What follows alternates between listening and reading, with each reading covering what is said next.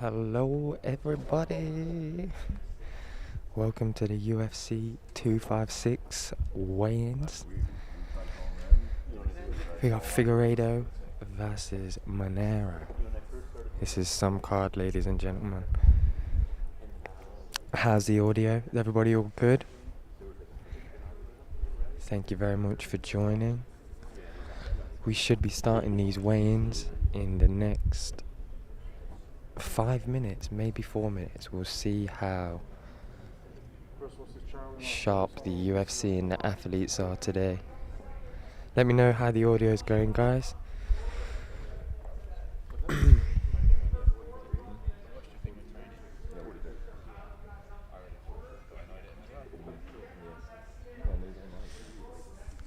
So, I'm just going to run through the card for everybody.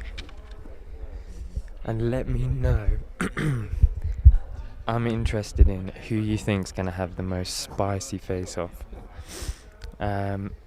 So to start the whole event, we're going to have the UFC from prelims, and we got Chase Hooper versus Peter Barrett.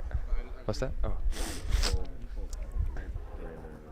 Now, this fight is an awesome fight to start off the whole event. Chase Hooper, big fan favourite. We've seen Chase training with Sean O'Malley, Ben Askren, really looking to improve his game. He's in a featherweight 3-round bout against Peter Barrett.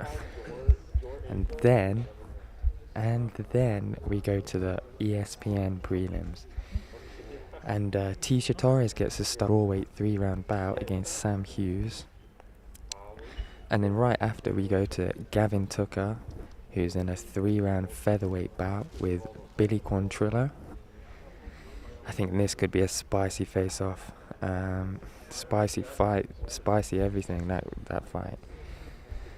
Then we've got Renato Moicano in a lightweight 3-round bout against Rafael Fiziev.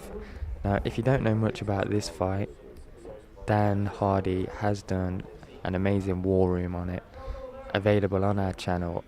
And it does look like we may be having our first person weigh in, none other than the champion of the flyweight division, Davison Figueiredo, who seems to be shadowboxing, lively, energetic, under the apex door to get us kicked off.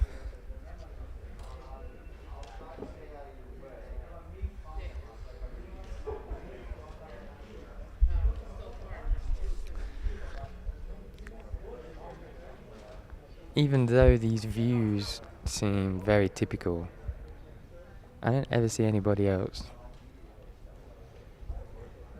getting these kind of shots. I think it's fascinating. So behind that curtain there is the arena, the Apex Arena, where all the fights will be going down tomorrow.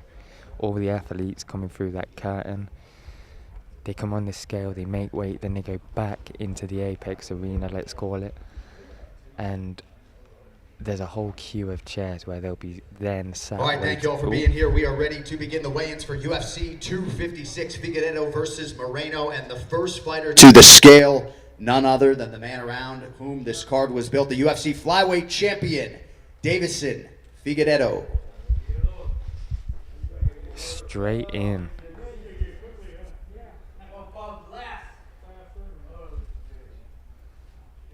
Waleed in the corner. Hilarious character. Very big fan of these guys.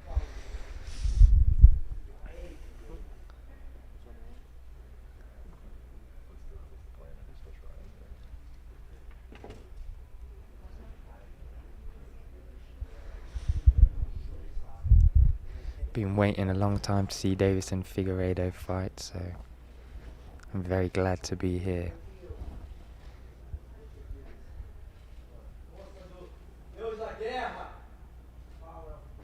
It's also important to note that this is the fastest turnaround time.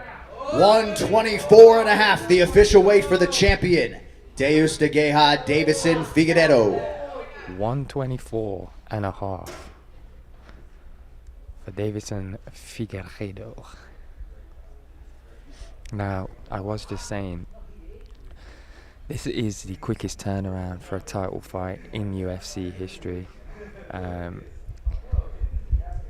to me, that shows a lot about his championship mentality.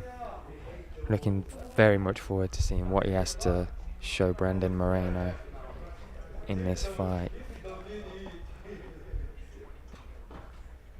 All done. Congratulations, Davison Figueroa. All right, next fighter to the scale is only the most decorated submission artist in UFC history, taking part in the co-main event here tomorrow night in the lightweight division, Charles Dubronk Oliveira. Charles Oliveira on a slight win streak. Charles' last loss came in 2017 to Paul Felder.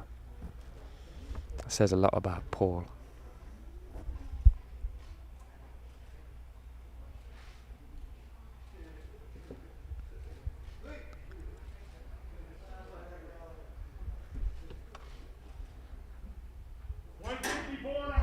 $150 weight for the 7th-ranked Charles Oliveira.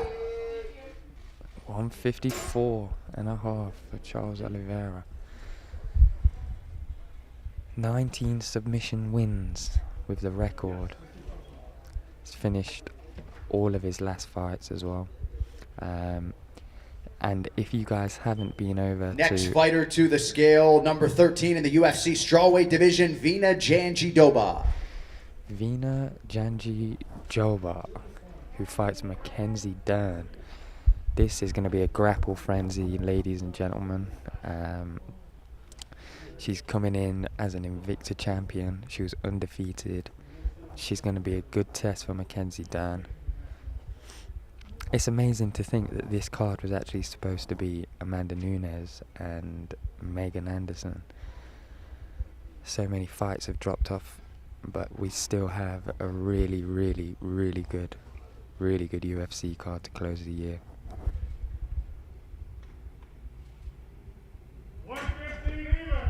115, the official weight for Vina Jandiroba.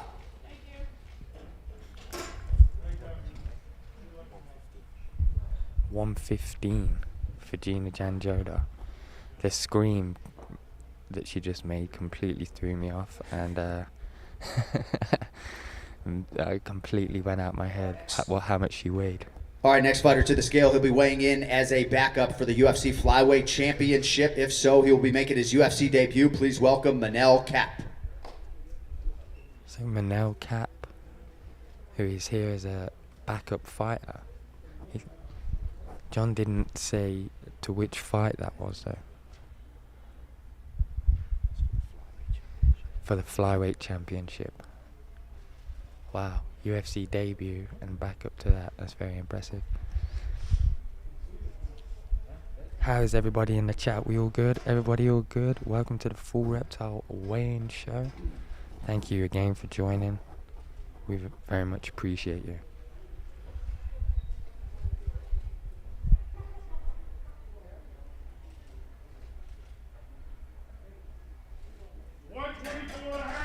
$124.5, the official weight for Manell Capp. 124.5 official weight for Manell Capp.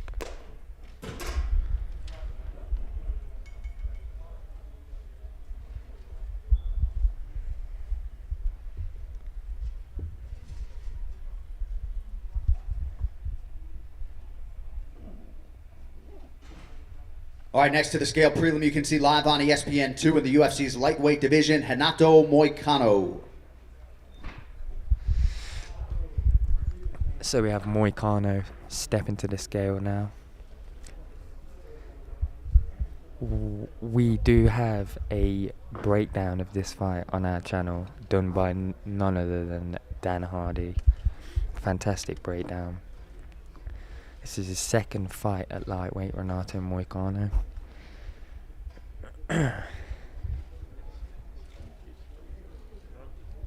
He's had previous fights at featherweight. And he has actually faced very tough opponents like Jeremy Stevens. 155, the official weight for Renato Moicano. 155 for Renato Moicano.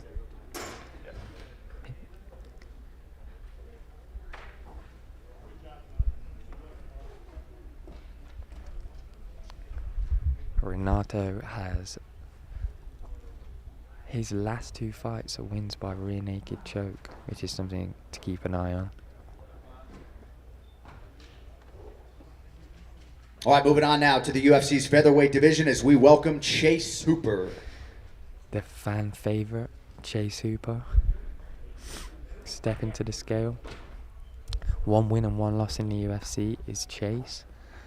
First win against Daniel Pineda, which was a very good fight. Really good entrance into the UFC. But then he lost to Alex Caceres. But he's a 21-year-old, lots to learn. He has been trying to learn more as well, which we've seen on social media with 145.5, the official weight for Chase Hooper. 145.5 for Chase Hooper. I was just saying that we have seen Chase training with the likes of O'Malley, Ben Askren, which is very cool to see. Seems like a humble young individual with a lot of talent. All right, moving on now to the UFC middleweight division. You can see this man compete live on pay-per-view, Jacqueline Souza. Jacqueline Souza. Now this is an interesting fight. Very interesting fight for me. A middleweight 3-round bout against Kevin Holland.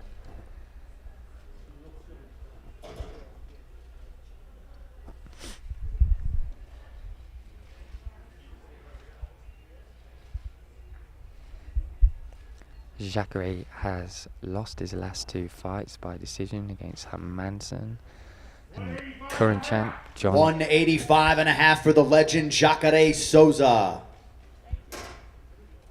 Jan Blachowicz is what I was about to finish off. He was actually set to fight Uriah Hall before testing positive for COVID earlier this year, but has gone back down to middleweight to fight Kevin Holland. All right, next fighter to the scale. He is the #1 ranked contender in the UFC's flyweight division and gets his first UFC title shot here in this building tomorrow night. The assassin baby, Brandon Moreno. Ooh. The other half of the main, apologies, Brandon Moreno, 4-fight win streak. We're starting to see a lot more of Brandon on Embedded and just all over the place, really, and he seems like such a nice character, which is refreshing.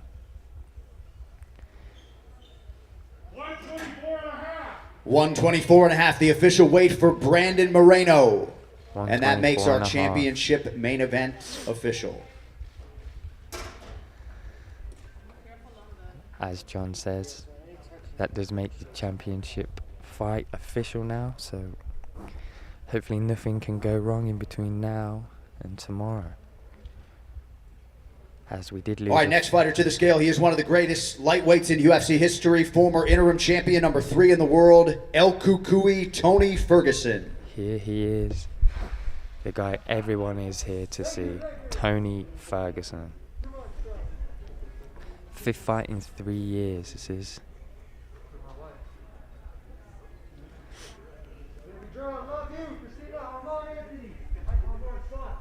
A lot of people have been speculating that Tony might be finished after the Gaethje bout, but if there's anything we know about Tony Ferguson, is that he can handle a lot and come out still educated, fresh and ready to roll.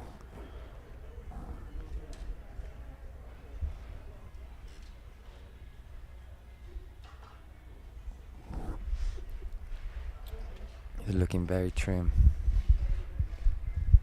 Thought it was awesome seeing him on Embedded so much. It's great. 155 championship weight for Tony Ferguson, co-main events official. Tony on Embedded at the trampoline place. What a perfect place that is for Tony to be training. I'd love to spend the day with Tony in a place like that. It would be great.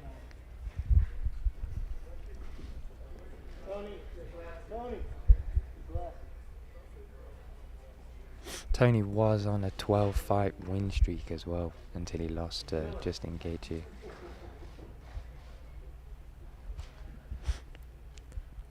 All right, next fighter to the scale in the UFC women's strawweight division, number 10 in the world, Tecia Torres. Tecia Torres stepping to the scale now. Tecia is in a 3-round strawweight bout with Sam Hughes.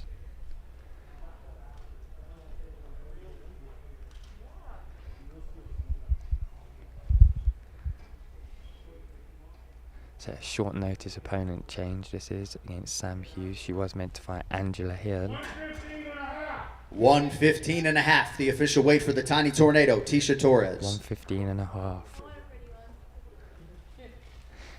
Tecia asks for a pretty photo.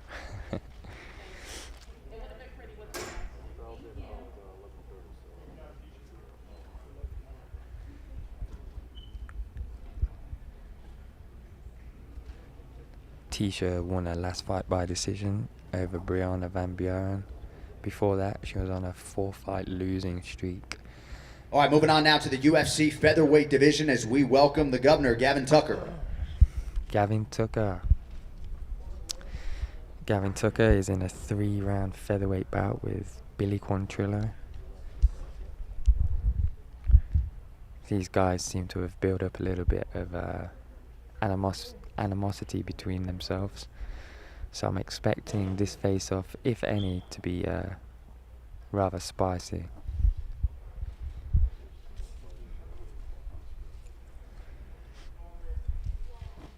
Gavin is coming off 2 wins.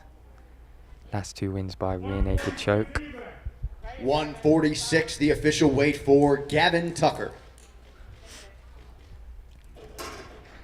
Gavin actually got injured in his last fight against Rick Glenn and had to go on a 2-year layoff, and this is his return against Billy Quantrillo. But the guy's got some real cool tattoos which have appeared as of recently. They look cool, I'm a fan.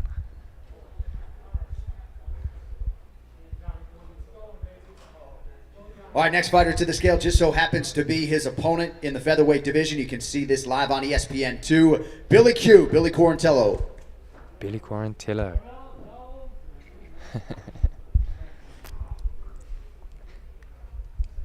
Billy, coming off the Contender series, is on an 8-fight win streak with a record of 15-2. One of those losses on tough. I did mention that there was some animosity, however.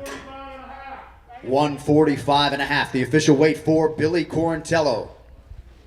What a fight that will be. I wasn't sure if the beef was squashed, because on Gavin's way out he just cuffed Billy. So maybe there is some good respect there, which is always nice to see. So I'm going to assume there's a little break now in between weigh-ins.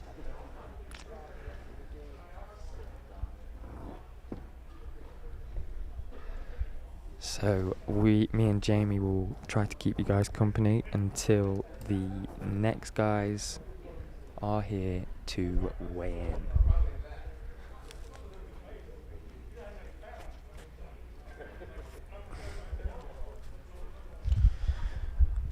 How are we all doing, everyone?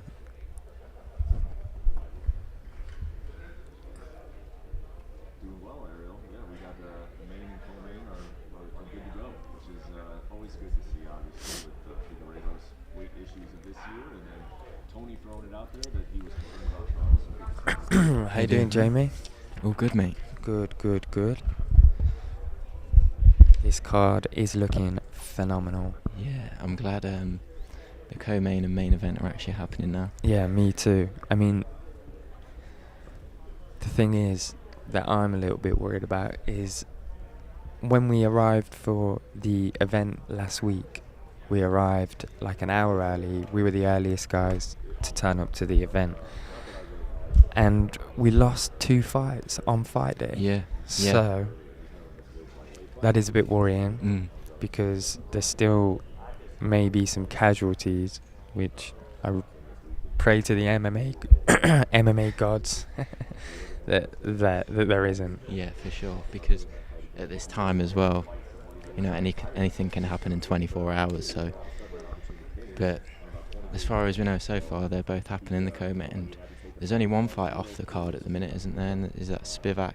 Yeah. And Spivak is off the card for sure. Yeah, that was an early prelim bout. Yeah, that's why there's only one now, isn't it? Chase Hooper, Peter Barrett. Mm-hmm. But Chase Hooper, I think he's a real fan favourite, and he should get everyone tuned into the card relatively early especially a few of those casuals that enjoy a bit of Ben Askren. Yeah, Vandera, Spivak. Vandera tested positive for COVID. So, yeah, that fight's off.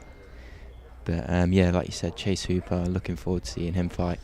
I know he lost his last fight, so I'm sure he'll be looking to impress on his next one. Yeah, here's Kevin Holland coming through, though. We'll quickly switch that camera around. All right, next up now in the UFC's middleweight division, number 15 in the world and competing live on pay-per-view tomorrow night, Kevin Trailblazer Holland. Here he is, Kevin Holland, stepping on the scale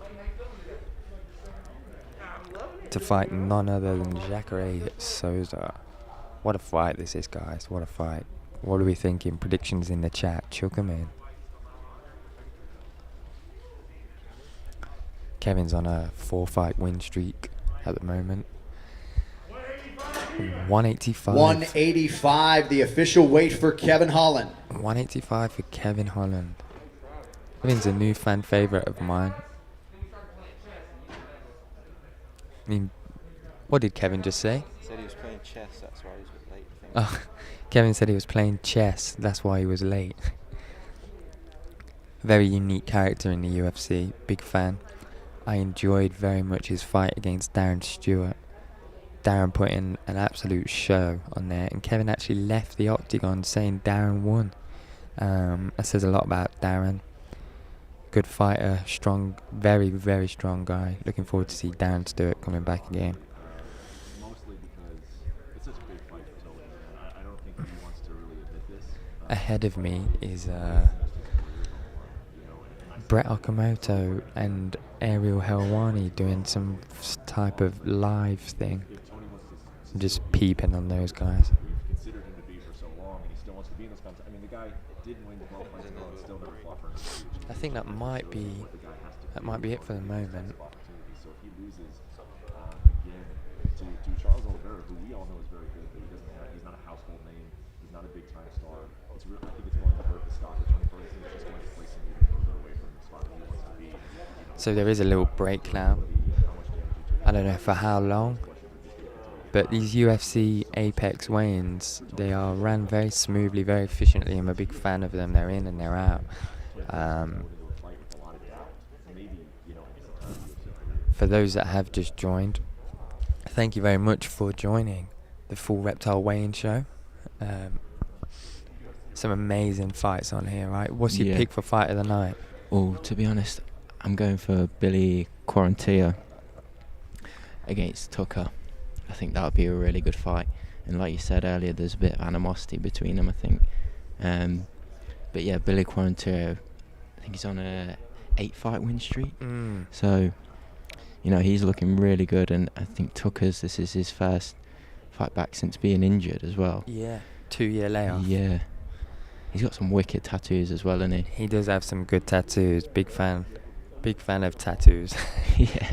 I was talking of tattoos. I went to Extreme Couture yesterday. Very cool. Third time I've been there, I think now. We went with Mads Manell, who was in the UFC, and the UFC oddly cut him after his loss to Arnold Allen. But Mads Manell, in my opinion, is the one that got away when we're looking at the UFC. Incredible fighter. Incredible.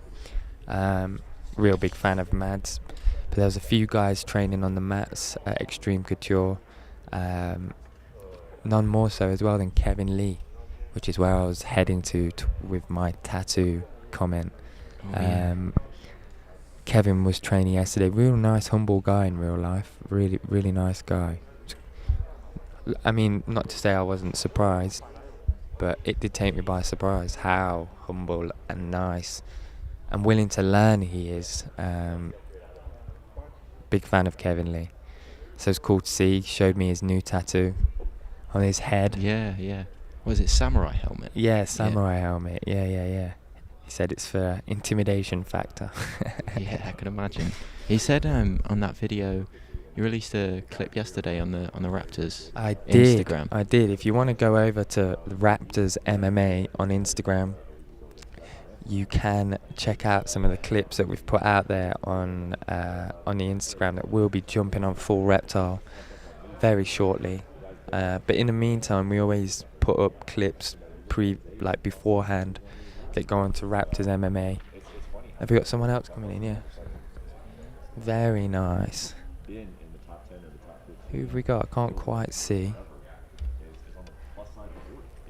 But yeah, head over to Raptors MMA if you want to see some of the footage that's coming out on Full Reptile soon. Thanks again, everyone, for joining. Very cool. Really appreciate you all. All right, next up in the UFC's lightweight division, Rafael Fiziev. Rafael Fiziev. Stepping on the scale. Rafael's in a lightweight 3-round bout against Renato Moicano. This again was covered by Full Reptile at the start of the week when Dan broke down this fight on a War Room, which is obviously available on Full Reptile YouTube. So after this, if you are interested, go check them out. Tony Ferguson, Charles Oliveira War Room. 155.5, the official weight for Rafael Fiziev. And Renato Moicano, Rafael Fiziev War Room.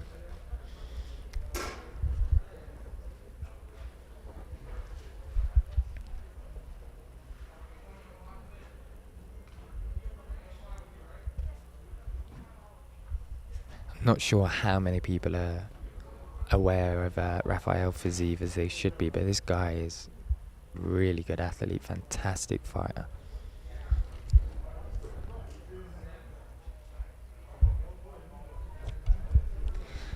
Thank you, Christian. We appreciate that, buddy. Obviously, it's Dan doing all the work there. Fantastic mind Dan has. Talking of the mind that Dan has, when we get back to England from Las Vegas, we will be putting together something called Lessons of War. Lessonsofwar.ninja is where you can go and check that out if you want to subscribe early. But Lessons of War is going to be basically an online encyclopedia, mixed martial arts online encyclopedia from Dan Hardy's, the epicenter of his MMA brain, let's say. But we'll be running out all sorts of different training videos on there, from foundation, intermediate, advanced. So if you want to stay tuned to what's happening with regards to that, head over to lessonsofwar.ninja, subscribe. It's free to subscribe. You can stay on track. It's worth doing because there's going to be some fire content coming out there. And he's going to be joined by Jimmy Warhead as well on that. He will be joined by Jimmy Warhead. That's absolutely right. So yeah, both those guys' brains working together, and well worth subscribing to. I'm just having a little read of everybody's comments. Some funny ones there.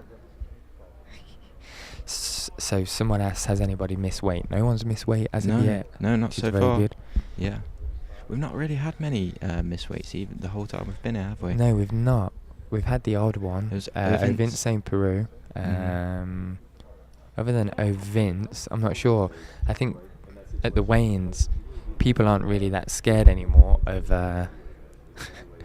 if someone's going to miss weight. It's more of a concern, has anybody got COVID now? Yeah, for sure. You're turning up to these events and you're sitting down to do the show, and then you get a leaflet, an updated bout sheet leaflet with like 2 or 3 fights been taken off the card. Like, they've been going so quick recently, haven't they? Whilst we've been here, we turn up and then like 2 fights were straight onto the main card. I mean, I'm not hating that. It's quite nice. I was a bit worried about this card though, for sure. Me too. I'm still worried about the next card a little bit. Yeah. I mean, obviously Hamzat and Edwards got caught cancelled, which is a bit of a bummer, but the rest of the card is still Do you know what? wicked. I was just looking at the fights that have been pulled. So the cancelled bouts of UFC 256. There's a whole card you can make up here of the cancelled bouts. It's crazy. You've got Amanda Nunes versus Megan Anderson. Now that was supposed to be the headline event of UFC 256. We also had scheduled Kamaru Usman and Gilbert Burns for UFC 256. We had Carla Esparza against Amanda Ribas for UFC 256. That got cancelled. Amanda Ribas, she's awesome. I would have loved to have seen her fight. Loved to have been around her. Her energy during fight week as well. Yeah. She's a cool cat. Then we had Martin Vettori scheduled to fight Omiri Akhmedov. Obviously, Vettori fought on the last card, so he's all good. Dwight Grant versus Lee Jingling as well. Lee Jingling is a really good fighter. We had the chance to hang out with him at the PI, didn't we, in March? Yeah. With Zhang Wei Li. Cool guy. All those guys, very talented. If you do want to go see any of that content, it is available on Full Reptile. Vettori had Ronaldo Souza as well, scheduled after his fight with Omiri Akhmedov got cancelled. Then we're looking at Peter Yan, Aljamain Sterling. That was supposed to be on this card. I'm pretty good about that one. Yeah. I would have liked to have seen Aljamain face off against Peter. Yeah, me that too. That would have been a good scrap. Yeah. Both very, very good. Aljamain is one of those guys that everyone is championing at the moment, and rightly so as well. We had Tisha Torres versus Angela Hill. That was also on this card. Cole Robertson versus Dalacha Lugimbula. Sergey Spivak. Sorry, I'm reading instead of thinking there. That was on the card. Andrea Lee against Gillian Robertson as well. So how many fights is that? 1, 2, 3, 4, 5, 6, 7, 8, 9, 10. 11 fights that were supposed to be on UFC 256 that aren't anymore and have been cancelled. But I mean, that does show testament to the matchmaking team here at the UFC that can still put together such a thick, good card after 11 losses to the card over however long since it's been announced. But like you said, I mean, those fights, that could be a card on its own, right? Oh yeah, you got 100%. Usman Burns as your main event, Nunes, Megan Anderson co-main. Yeah. And then Peter Yan, Aljamain Sterling. That's a nuts card. I'm really looking forward to seeing Amanda Nunes back. I don't know if anything's going to change in her fight style and mentality, because she has entered parenthood, as they say. And you know who else has mentioned? Mackenzie Dern obviously is coming back after having a child as well. Yeah, good point. And I was reading the other day that she's very motivated by that. Seems to have kind of re-energized and gave her more motivation to be better as well. Yeah, that's interesting. That's cool. It either goes one way or the other, or it just stays in the middle, doesn't it, when you have a kid? I think, like with, for example, another fighter that has just had a child, Sean O'Malley. We were speaking to Sean, and he seems to be the same about it. I think it's just made him a bit more aware of his own health, but I think he takes that quite seriously anyway. But it is an interesting mindset, being a fighter, not having a child, then having a child and continuing to be a fighter. I think that must do something to you. Yeah, for sure. But what? I'm not sure. Yeah. Certainly gives you something else big to think about, you know, because I guess if before, you know, you probably think about your training and yourself a lot more.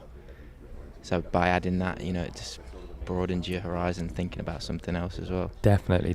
Give you more drive, motivation. Yeah. to be an example as well, I'd imagine. Fiziev, sorry about that. Very much looking forward to seeing him fight Moreno as well. Yeah. That's going to be a great fight. Fiziev, his fight against DeCasey, where he was like matrixing out the way of his body kicks and leg kicks. That was cool. If you guys haven't seen any of Rafael Fiziev, I'm sure there's some good stuff on YouTube with him fighting Mark DeCasey. Yeah. And if not, and if you've got Fight Pass, head over to Fight Pass and check it out. And if you don't have Fight Pass, then don't worry. Go to Full Reptile and go check out the War Room that we did. Because Dan absolutely killed it with the Moicano and Fiziev War Room. Very underappreciated fight, in my opinion. I think so. Yeah. I think that's going to be a great fight. It could be, Max. That's arguably a pick for my fight of the night. Either that or Tony Ferguson, Charles Oliveira. Yeah. I don't even know how that's going to go. For me, Tony Ferguson versus Charles Oliveira, it's just like, you know when you and your friends would play Tekken and you'd pick the same character to fight? Yeah. That's kind of how I feel with this bout. It's like Ferguson facing off against his parallel universe doubles. Have you seen the memes people have been doing? Well, they're hardly memes, but more Photoshop jobs, where they put Charles Oliveira into Tony Ferguson's face, and it just literally looks like Tony Ferguson's got a little mustache. It's like it's hard to see the difference. It's great, but this could end up all over the place. This fight, on the ground, on the floor, and if it goes to the ground, man, I can't wait to see that. Absolute grapple frenzy, scrambles galore, roly-polies everywhere, flips off the wall. Come on, let's see it. Come on, Tony. How do you see that fight going? Like, who do you think's going to win at least? I'm going to go for Charles. You're going to go for Charles to beat Tony, are you? I'm a bit biased. I like Charles Oliveira. Do you? What do you like about Charles? Just his style, you know, he's a very all-round good fighter. And I think Tony Ferguson is very unpredictable, but I think Charles Oliveira can kind of negate that. Yeah. He's a bit of a dark horse as well, isn't he? Yeah, and again, he's on a 7-fight win streak. The last time he lost was against Paul Felder. Yeah. In 2017. So I know MMA maths doesn't work, but do you think Paul Felder beats Tony Ferguson? Ooh. I don't. Yeah, it's a tough one because Paul Felder is some fighter, some athlete that can take punishment as well. Have we got someone else coming? There's someone else Ooh. coming. Who is that? Can't quite make it out. We'll get a zoom on into the Our next Apex fighter arena. to the scale in the UFC featherweight division, Daniel the Pit Pineda. Daniel Pineda.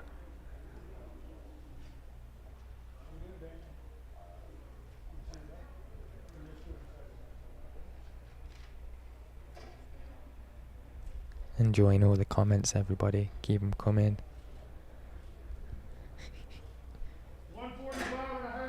145.5, the official weight for Daniel Pineda. 145.5 for Daniel Pineda.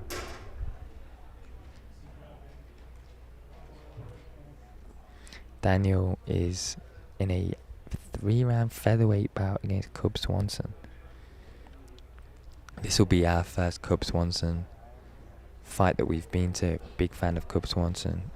Some awesome fights in his time.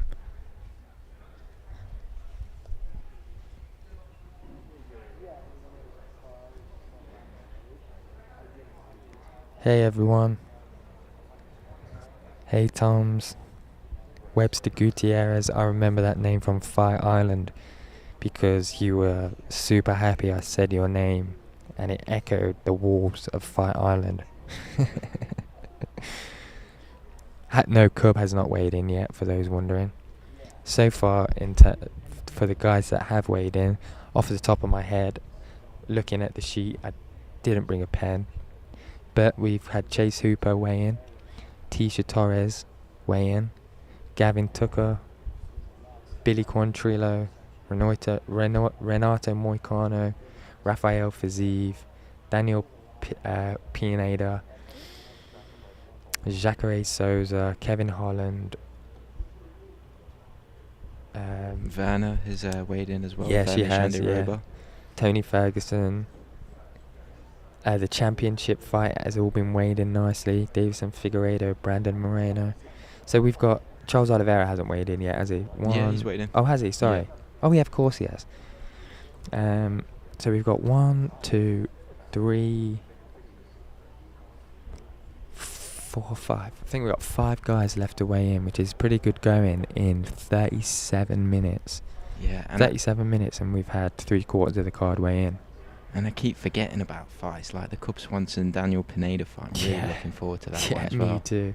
I'm a big fan of Cub Swanson. Yeah, and Daniel Pineda, this is his second stint in the UFC as well. Is it? Yeah, so I think this is his second fight back after he returned to the UFC. And his first fight back, he fought against Herbert Burns. Yeah. I was just about to say that. So, yeah, there's a lot of experience. I think there's something like 77 fights between both of them. So, a lot of experience in the octagon. Cub Swan is a little bit on a bad record streak, you could say. He did beat Cron Gracie though. Yeah. That was his last fight? Yeah, that was his last fight in the UFC. So to that, he was on a 4-fight losing streak. Just some good opponents as well. One on the card, Renato Moicano. He lost to Shane Burrows, Edgar, Brian Ortega. But that fight against Du Hoi Choi, which was 1, 2, 3, 4, 5, 6, 7 fights ago. Man, if there's a fight that I like to show some people that have never seen the UFC and they want to see it, I tend to put on the Cub Swanson and Do Hoi Choi. Can't get that out of me today. Du Hoi Choi. And that was wrong as well. I'm just right a minute ago. But my God, what a fight that is. Du Ho Choi. Yeah. Yeah. Eat the chips. I don't even have any chips to eat today. No, they've not put out. UFC ain't put out a spread today. They've only got in some mediocre coffee, right? And that I haven't even had any of. Do you know what? I never ever drink these things, but I'm gonna give it a go. What's that? Rockstar. Shh.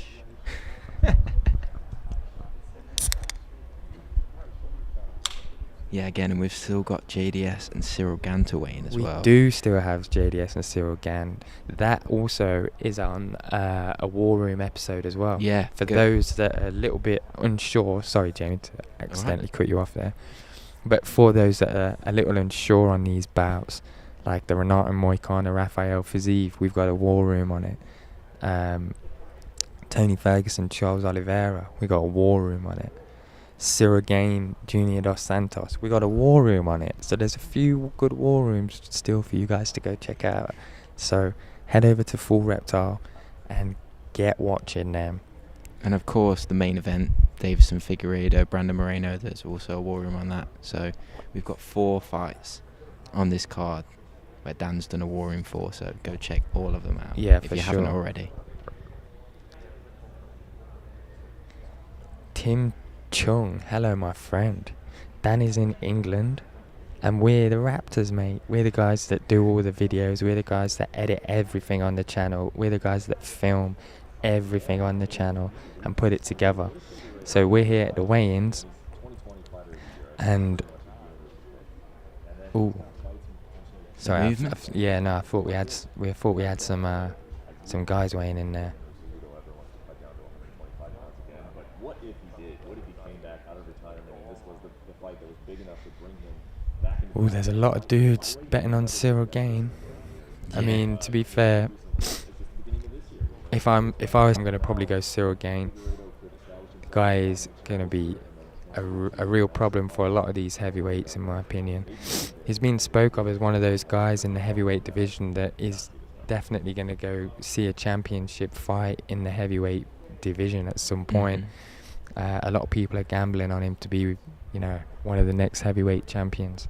Yeah, I think his style is he's just an all-round good fighter. He's got a very unpredictable kind of style.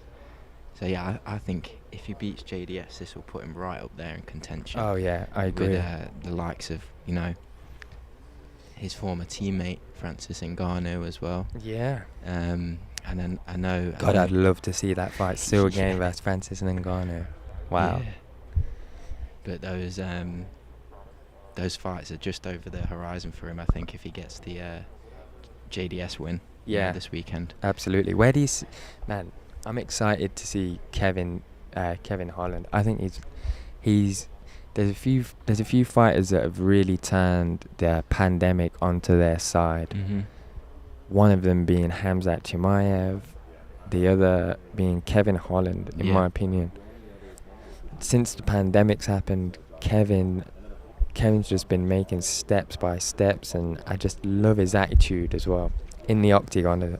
More so, I love when he's talking in the octagon, and it's not even always trash talk. It's never really trash talk. It's like complimentary kind of trash talk. Like when he was fighting Darren Stewart, and he instantly got into the clinch with him straight away, and he's just like, "Oh, you're strong, man." And then straight after the fight, he's talking to John Anik or whoever it was, Michael Bisping, and he's complimenting how nice Darren Stewart smells. Yeah. Said he appreciates someone who takes a shower before they fight. Yeah, he did mention someone was quite smelly as well. I can't remember who that was. Yeah, I like Kevin Holland. This is his 5th fight this year as well, right? Yeah, Kevin it is. Holland? Yeah, you're right. Man, Insane. yeah. That's a season. Yeah. That's what you call a season, eh, Matt Clive? Considering how many fights have been cancelled, and obviously there was a layoff, and to have 5 fights in 2020 is pretty epic, in my opinion. No, I agree. Oh, excuse me. A lot of people have been saying ASMR. I was thinking, how cool would it be, like, if we set up a weigh-in show with some, like, lo-fi beats, just completely chilled out vibe. That'd be pretty funny, would be right? cool, It'd be quite cool. What do you guys think to that? Is that something worth looking at?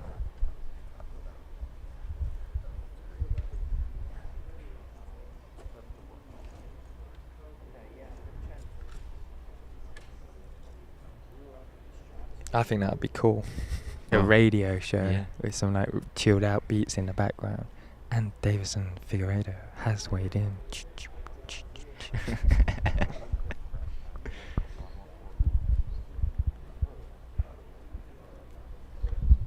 Someone said they could fall back to sleep at this stream.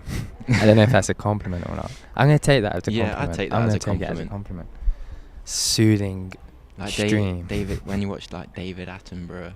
Yeah, sends me off exactly. to sleep, not because I find it boring, but I find it soothing. And it's got a tranquil voice, peaceful. David Attenborough. How cool would it be to have David Attenborough host a weigh-in? That would be so cool. David Attenborough like describing the fighters walking up the stage. Yeah. It'd be good for the face-offs. Yeah. Definitely. Someone says, why Raptors?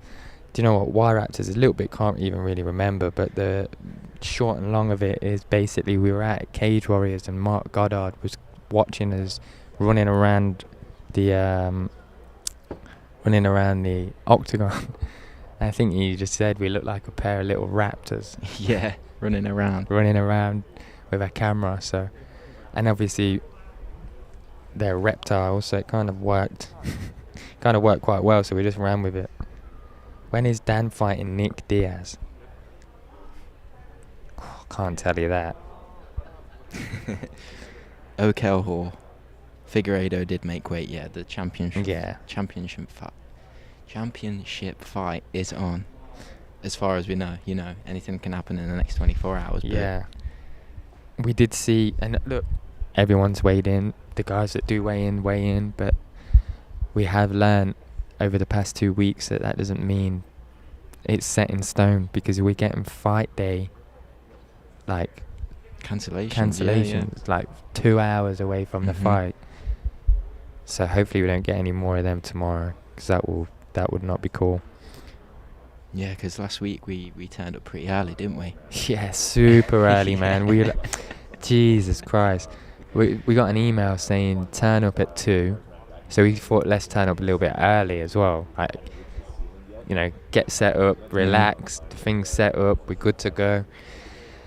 And then as we're putting up to the UFC Apex, the security guy fills us in that there's been like possibly 3 fights cancelled, so it's been pushed back now to 5 p.m. Yeah. Turned up essentially 4 hours early, didn't we? So we had to go back, and but it wasn't too bad. You got a nice power nap in, which I was jealous of. Got a little power nap in, ready for the night, and did a little bit of extra research, always good. Someone says, have you done any media with Tony? Not yet, but I'm dying to. Do you know what? I was absolutely devastated because, you know, at these, I'm sure you guys have seen the new media days.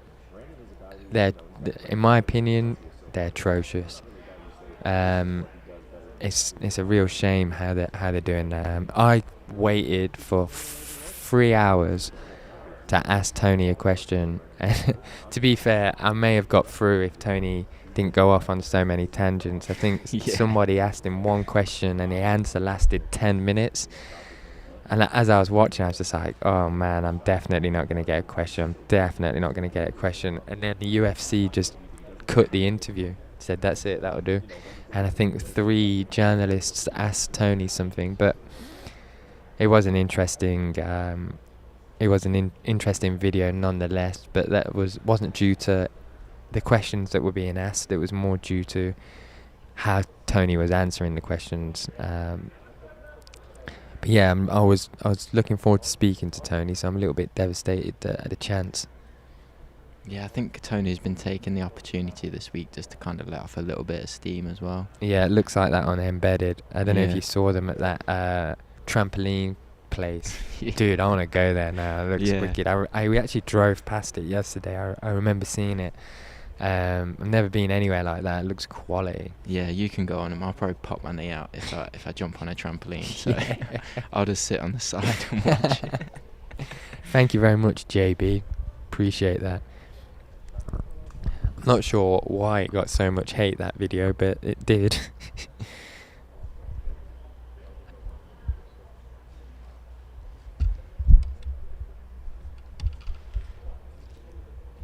All right, next fighter to the scale, making her UFC debut here tomorrow night in the UFC strawweight division, Sam Hughes. What's my job? So Sam Hughes stepping on the scale in a women's strawweight 3-round bout against Tecia Torres. This is the second fight on the whole card. It opens up the ESPN prelims. Right, Chase Hooper and Peter Barrett.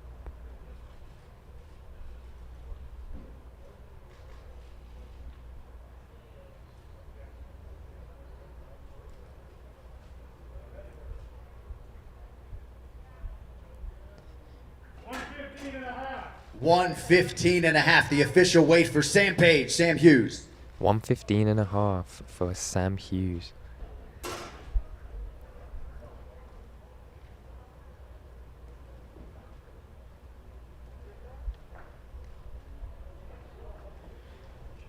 Got the Embedded filming guys just there, hiding behind the curtain as well.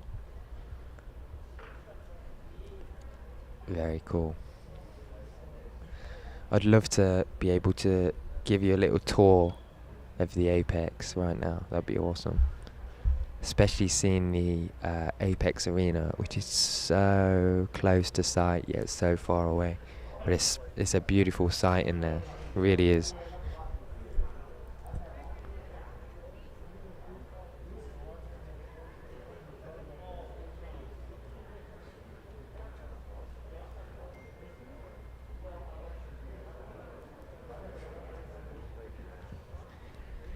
Is the bald guy Dan Hardy? Loads of people keep saying that. No. It's like Dan Hardy's younger, Bold brother. Innit? I genuinely don't see that. And I feel sorry for Dan when people say that. Do you know what we have already we have already put on the Apex tour. It is already on Full Reptile YouTube, so you can actually already go there and have a look. But that was all filmed prior to the pandemic, and the whole setup's a little bit different now. The cage wasn't in there before, where the whole arena is, but everything else seemed to be in line for this sole issue. What are you giggling at? Just a comment that popped up. I'm just going to have a look at that now. Makuna. Why are you bomb?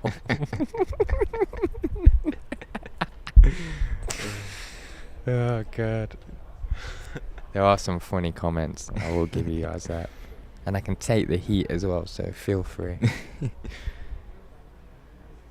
D. Jamal Gassem. Oliveira did make weight. So the co-main, again, is on. Both of those guys, Tony Ferguson and Charles Oliveira, both made weight. So from the main card now, we're looking for Mackenzie Dern, Ciro Gain, Junior Dos Santos, and Peter Barrett. So we've got 4 guys left to weigh in now until we start the face-offs. I am looking forward to these face-offs. I'm not sure if we're going to get any super spicy face-offs. Ooh. I think the Tony Ferguson might be a bit say. spicy. If not spicy, definitely wacky. Yeah. Davison Figueredo, spicy face-off. Yeah. Right? That's going to be spicy. I think so. Mackenzie Dan and how do you pronounce her name? Verna Jandiroba. Oh, well done. Been practicing. Spicy or not spicy? I don't think. Actually, she did go a bit wild on the weigh-ins, didn't she? Yeah, She gave us I a little think- cheeky scream. I think it'll be a bit spicy, yeah. Maybe. I reckon mild. I reckon Mild, that'd yeah. be mild. But I think, yeah, like you said, Ferguson, Oliveira, there has been a little back and forth between them about the weight and everything. Yeah, before, yeah. So From media day, wasn't Yeah. it? Somebody asked Charles Oliveira, or told Charles Oliveira that Tony Ferguson was worried about him making weight Yeah. because he took the fight on 3 weeks' notice or something Mhm. like that. And we said he Charles- wasn't going to fight him if Charles Oh, Oliveira yeah. didn't make weight. That's a good point. Very well mentioned. Tony Ferguson said that he wasn't going to fight Charles Oliveira if he didn't make weight. And I think Charles got a bit annoyed by this as somebody that's never missed weight and just said, I think you should worry about your own weight, which is kind of a typical response. But I think we're going to see a little bit of spice there for Yeah, sure. I think so. Some screams maybe when they turn to face the camera, something like that is my prediction. Yeah. Junior Dos Santos, Ciro Gain. I mean, I think that's going to be the most lemon and herb face-off on the card. Junior Dos Santos is just too much of a gentleman, too Mhm. mature. Ciro Gain he seems like on that wavelength as well, very mature, grounded individual, and both of these guys I think are going to give us a bit of a lemon and herb face-off there. But then we go to Cub Swanson and Daniel Pineda. Ooh, I'm going to go mild for that one. Yeah. Yeah, I don't think it's Yeah. going to be overly spicy, but I reckon it might be quite mild. Yeah, they're both experienced fighters, you know. They've probably got over that a little bit, the spicy face-off. Yeah. But I think the Gavin Tucker and Billy Quarantillo, I think that's going to be a spicy face-off. Yeah, me too. Renato Moicano and Rafael Fiziev as well. I think that's going to be spicy. Yeah. Yeah. Renato can't seem to stop fighting when even after the bout's been finished. So he's got quite a spicy character. Yeah. Was it Damir Hadzovic he It fought? was, yeah. And He was kicked off at the end, didn't he? yeah, so Renato Moicano was fighting Damir Hadzovic, and when the ref called it off, he just carried on. And I think Damir, just before he got his hand raised, Damir was speaking to him, and he was just like, what? I think Renato came up to him saying, "Why are you mad?" And Damir was just like, "He carried on fighting." And then Renato Moicano was just like, "Well, I wanted to carry on fighting." And then Damir said, "We shouldn't have submitted." Thought that was a quality little line. That was funny. I think Kevin Holland might try. Well, I don't know. I don't think Jacqueline would be probably kind of, get up to it, but I think Kevin Holland might try and provoke a little bit. You or reckon, like yeah? Maybe throw a few compliments as like a Yeah. and, you know what I mean? Bit of Reverse mind. psychology. Yeah, exactly, yeah.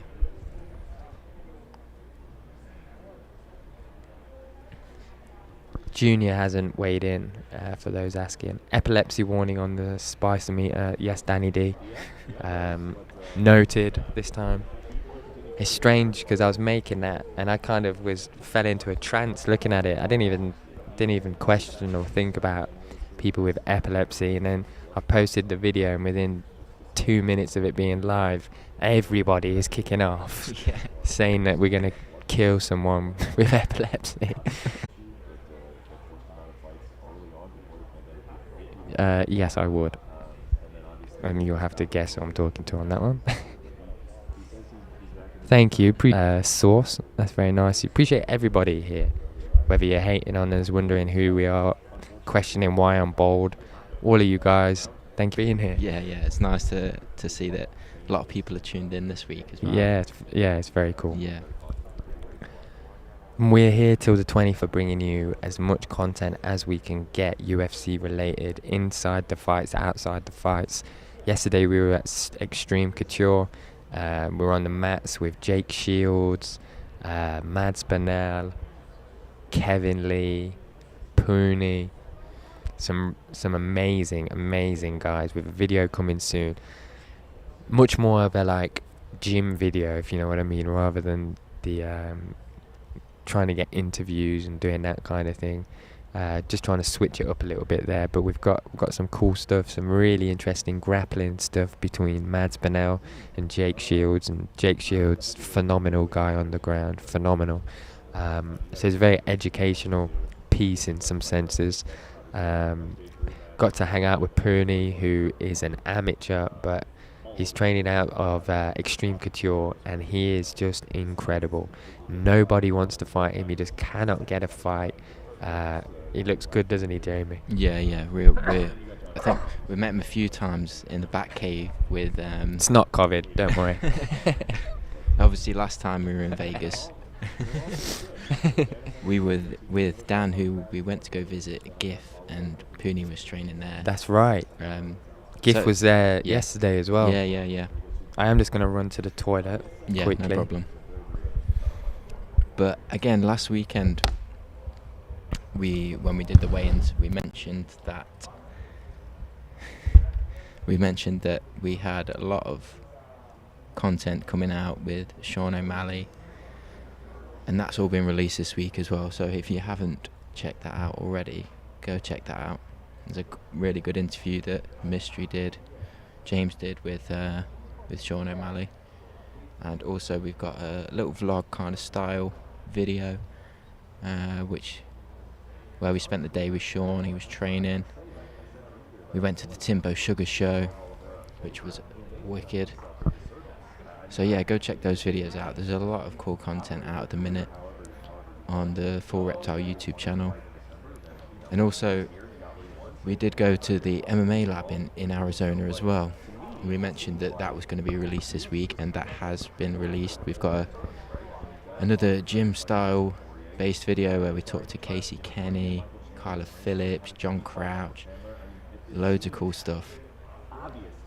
If you want to check out some shorter versions of that video as well, we've got a short on Kyla Phillips and a short on Casey Kenny. Those two guys both fighting out the MMA lab. That gym is wicked. One of the best gyms I've been to, just in terms of the atmosphere there. It's like a real nice family orientated gym. They've got daycare where you can, if you're training, you want to take your kids there. They've got daycare where you can drop your kids off to be looked after whilst you're training. Really, really nice gym.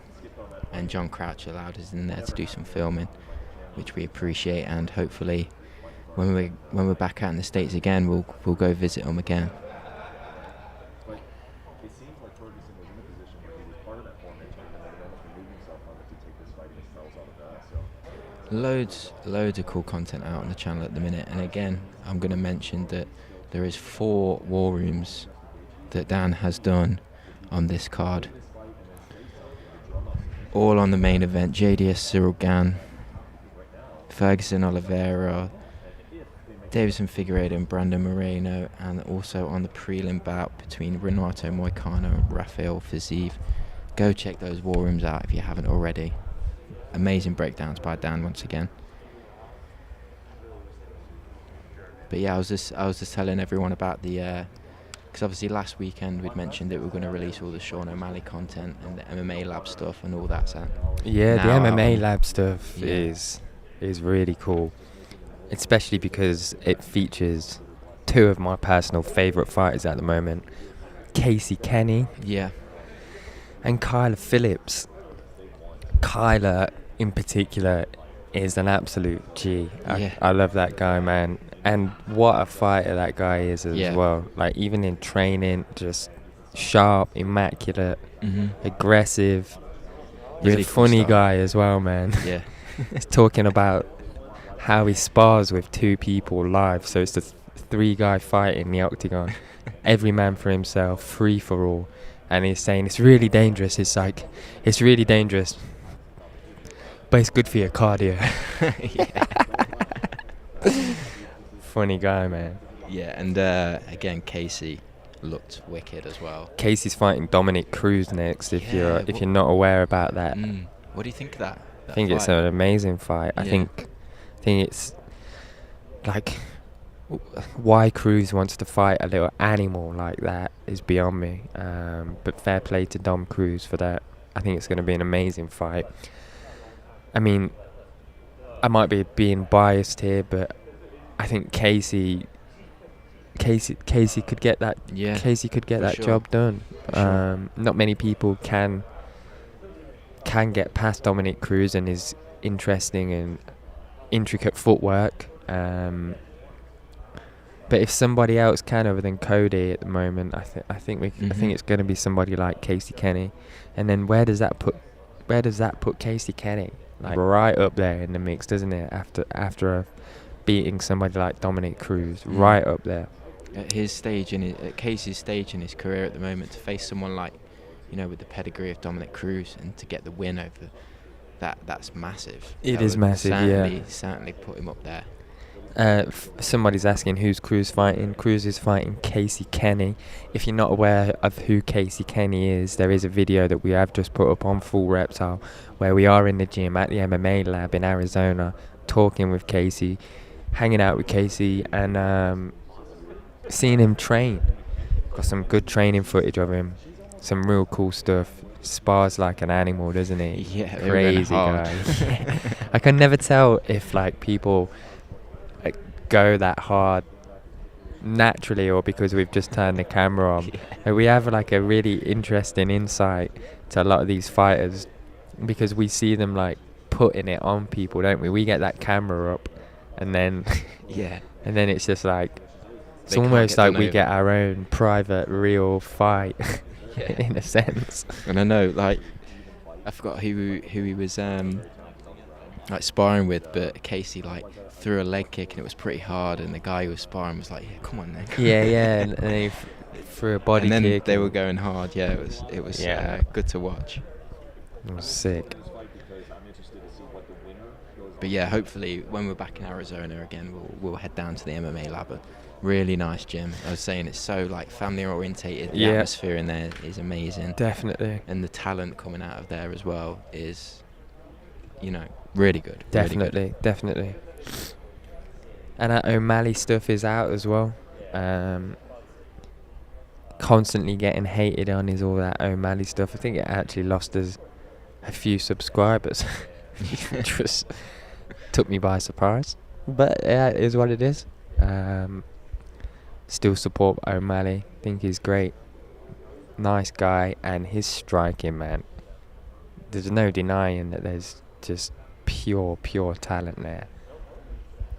How are you, mate? Good. How are you enjoying the show? Yeah, come round.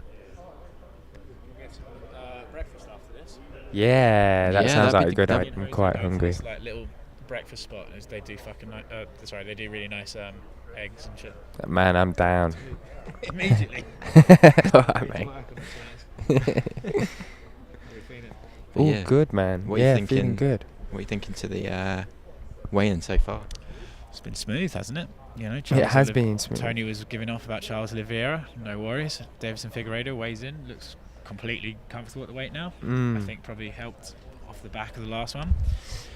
Yeah, that's good. I think as long as we don't get a slew of emails tomorrow about people X, Y, and Z testing positive for COVID, I think we've got a nice fight card on our hands. Yeah, I was saying the same thing. Like turning up to the event last time, turning up like 4 hours early and being told like we that. lost 3 fights on Friday last time. Exactly, yeah. So there is still room to see some more casualties, I'm which not going is to be a pessimist. You know me, I like to stay positive. But I would say we will lose at least one fight tomorrow. yeah. You reckon? Which one is your money on? Someone was at a trampoline park on Tuesday. Oh man, Yeah. that ain't. I don't have any Nah. insider knowledge, by the way. That's just like the worst case scenario, which I'll always just assume is going to happen. So. Nah. I hope the Tony He'd Ferguson. be like, get in the car, come on, get out of here. Yeah, you do. To be honest, I'm sure it was properly sanitized there. Yeah. Of course. Well, because the good thing about trampoline parks is like you won't get many children there running around touching stuff, so it's good. Yeah, it did take me by surprise seeing that as well. But it didn't take me by surprise from a COVID perspective. It just took me by surprise seeing Tony Ferguson having such a great time in a foam ball. If you're going to pick any UFC fighter to be having a great time at a trampoline park, Tony would It probably would be up Tony. there. As soon as I saw him jumping on there, I was like, ah. That's actually his house. That is actually his natural habitat. Yeah. He just right. Tony, it's time for dinner, and you see the climbs out of the balls. He also strikes me as someone who's probably immune to COVID as well. I think he is. COVID. Yeah. He actually is it. He actually is the walking version. He is COVID. Man, if somebody could be immune. Well, do you remember when Diego Tony Ferguson. Sanchez went on that big thing? He was like, I want you to inject me with E. coli. And stuff like, why? So I can have it. It's like, okay. There are a few wild characters, aren't there? Jeez. We got someone stepping up. Someone stepping up. Oh yeah.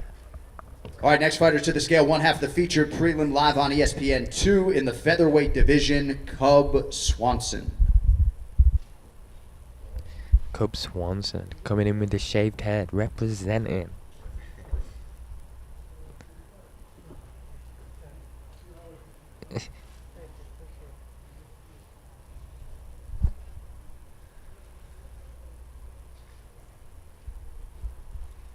I do like Cub's tats as well. 145. 145, the official weight for Cub Swanson. 145 for Cub Swanson. So and a guy with some more good tats. Well, they look good from here at least. That back tattoo is pretty cool. Although it's they are quite basic really, those tats. I'm a big fan of the placement. I think Cubs are cool. Got some cool style like that.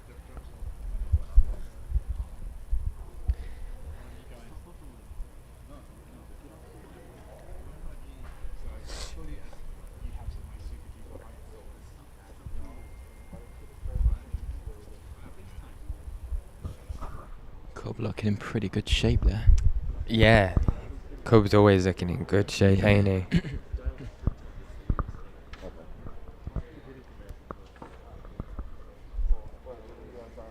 Also, another fighter with good tattoos. Yeah, There's some good tattoos on this card. Yeah, there is. Usually that's not always the case. It's not. Especially in the UFC. What do you think is the worst tat in the UFC? I mean, it's rich me talking about bad tattoos because Same. I have a plethora of them. Yeah, Jose was ripping my star yesterday. Said like you went out of fashion in the early 90s. Yeah, I kind of have to agree with him there a little bit. I was a bit surprised you got that. Oh, I like it. As long as But I like it, that's all that matters. Yeah, of course. I mean, I can't talk, as I said, mate. Mine are terrible. I got an alien doing some gardening on my arm, so.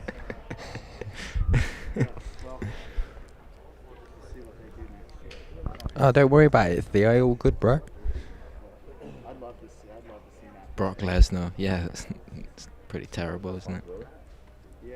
What's that? No, I was saying about tattoos. Robot chicken wings to say Brock Lesnar's. Okay, we're talking about bad tattoos, right? Someone said Brock Lesnar.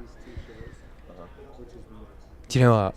Everyone hates on that kind of placement. Same with Thiago Santos. Oh, with He's the got a hammer. similar tattoo to Brock Lesnar.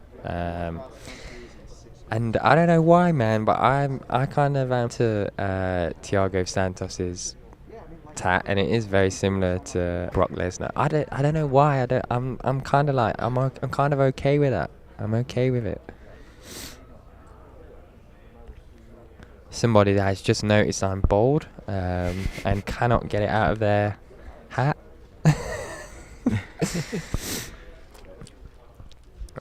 Connor's stomach, yeah, maybe as well. The McGregor tattoo. More the lion, really. Oh right, yeah, that's the chest. Yeah. Oh right, yeah, I know which one.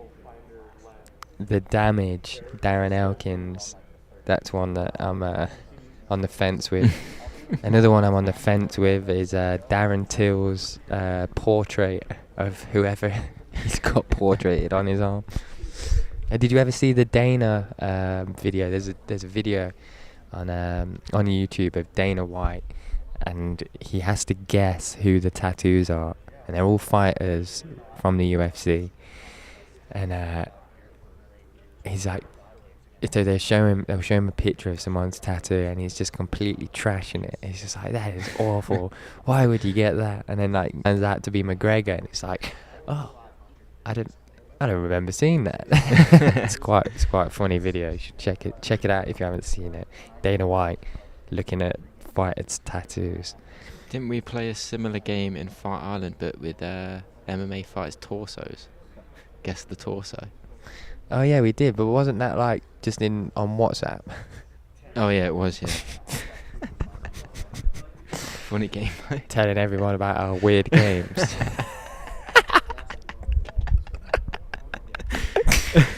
Yes, we do play strange games together. One of them being Guess the Torso. Do you know what? It's actually easier than you'd imagine. Yeah, it was funny as well. It is quite funny. Good bragging rights as well. No, Mackenzie Dan hasn't weighed in yet. We've got 3 people left. We've got Junior Dos Santos, Cyril Gann, Peter Barrett. Oh, Peter Barrett and Mackenzie Dan. Mackenzie So Dan. 4 people left to weigh in. I can't remember seeing bleachers. I'm gonna have to quickly check that out.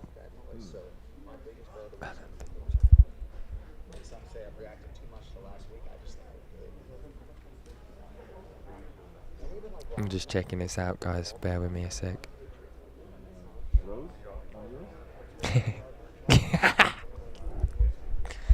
Yeah, that's Joe. What is that like meant to be Elvis?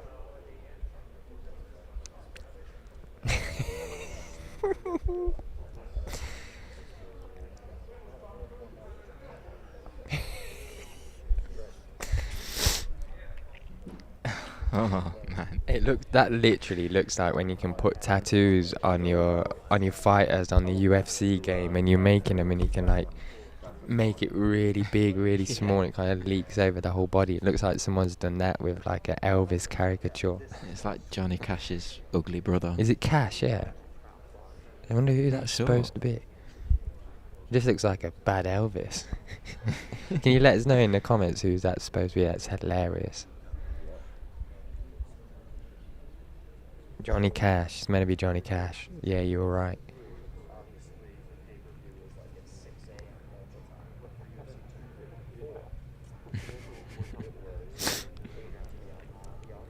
It's alright, you don't need to be sorry about the bold comments.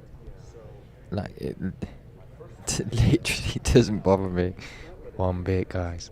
I think you should try and get a bit more creative, if I'm honest, with your rips on me. Let's see what you got.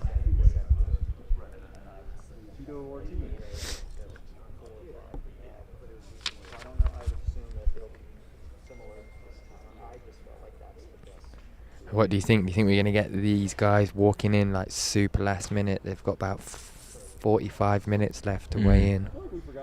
And then we've got the face-offs. But Mackenzie Dern, that doesn't surprise me that she's one of the last to weigh in. Ciro Gain, Junior Dos Santos, a little bit surprising as their heavyweights. Peter Barrett, featherweight. Yep, I can see that.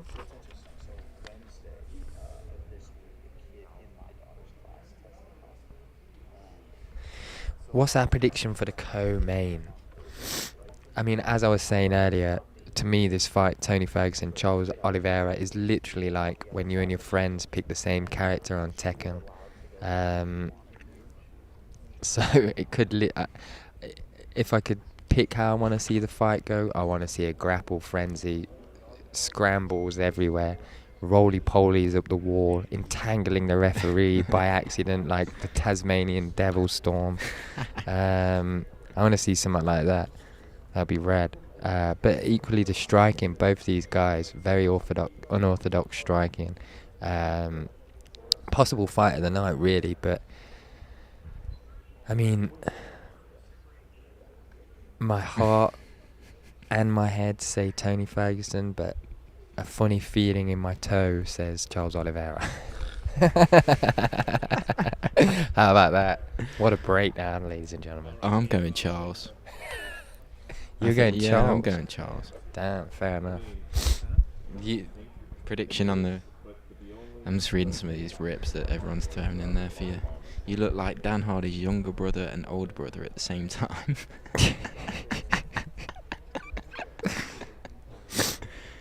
I bet I could rip myself better than half of these rips, to be fair.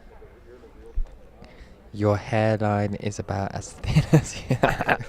That's probably the best one so far. The Papa Breach, congratulations.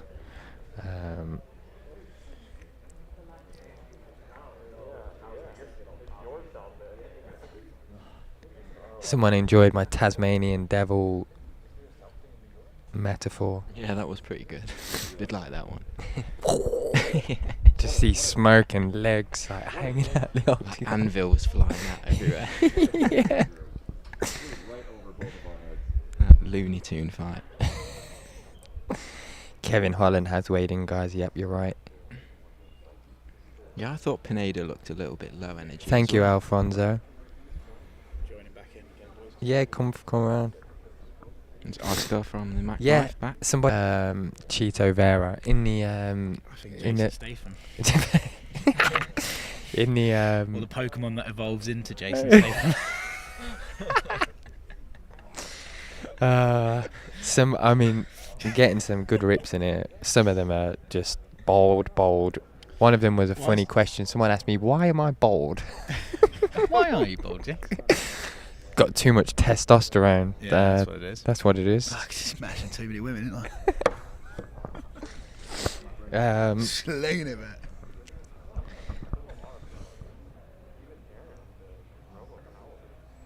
Yes, they are MacBook Pros. Okay.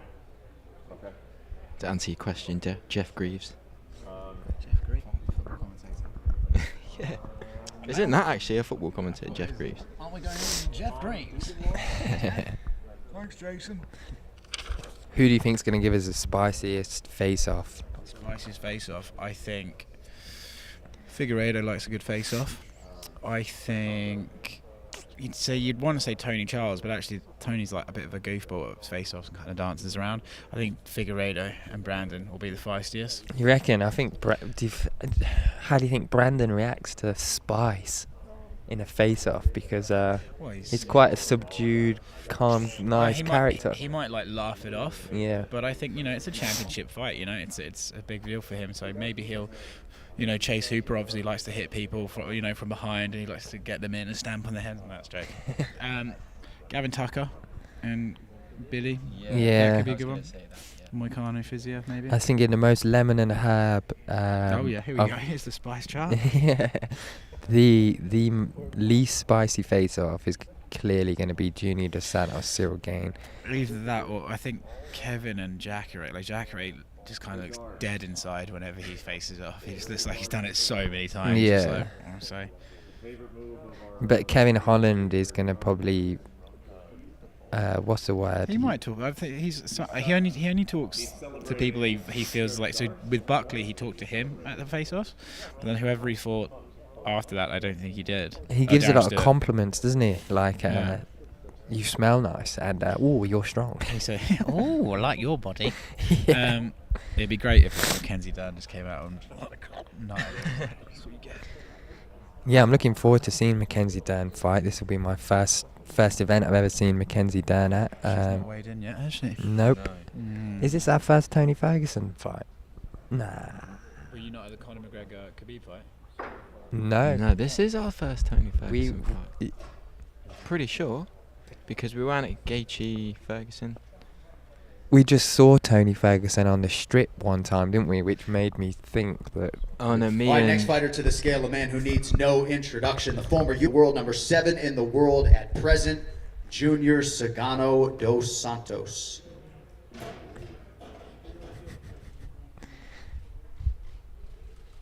Junior dos Santos. Ciro gain in a heavyweight 3-round bout. 246.5, the official weight for Junior dos Santos. 246.5 for Junior dos Santos. Just left now is his other fighting half, Ciro Gain.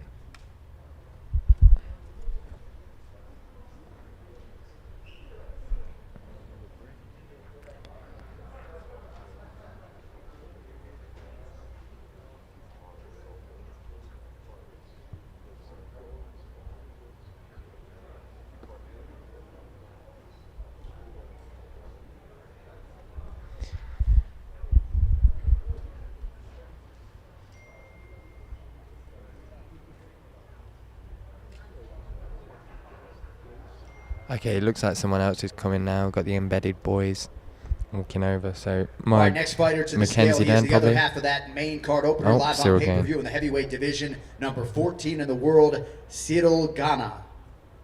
Ciro Gana. Right, okay, I think John has corrected us all there. Ciro Gana.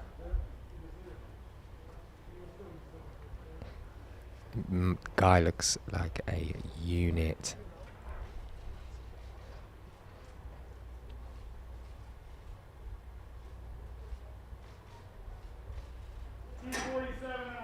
$247.5, the official weight for Ciro Gana. Yeah, with regards to the Mackenzie Dern fight, I think this is going to be a real good test for her. Probably her biggest test so far in the UFC. Obviously, usually the one submitting everyone, but she's going to get tested here on the ground in this fight, in my opinion. I still think she probably takes the fight, but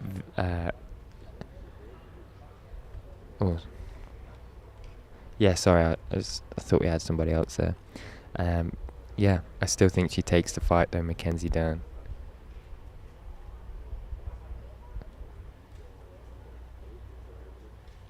But her opponent did weigh in very fired up, giving us a good scream.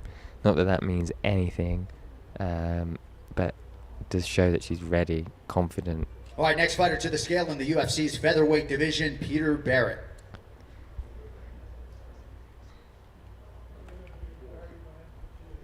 So, Chase Hooper is fighting Peter Barrett. So, this is going to be the first fight to open the card. Only on Fight Pass though, guys, this fight. The Chase Hooper and Peter Barrett fight. 125 and a half. 145.5, the official weight for Slippery Pete, Peter Barrett. Sorry.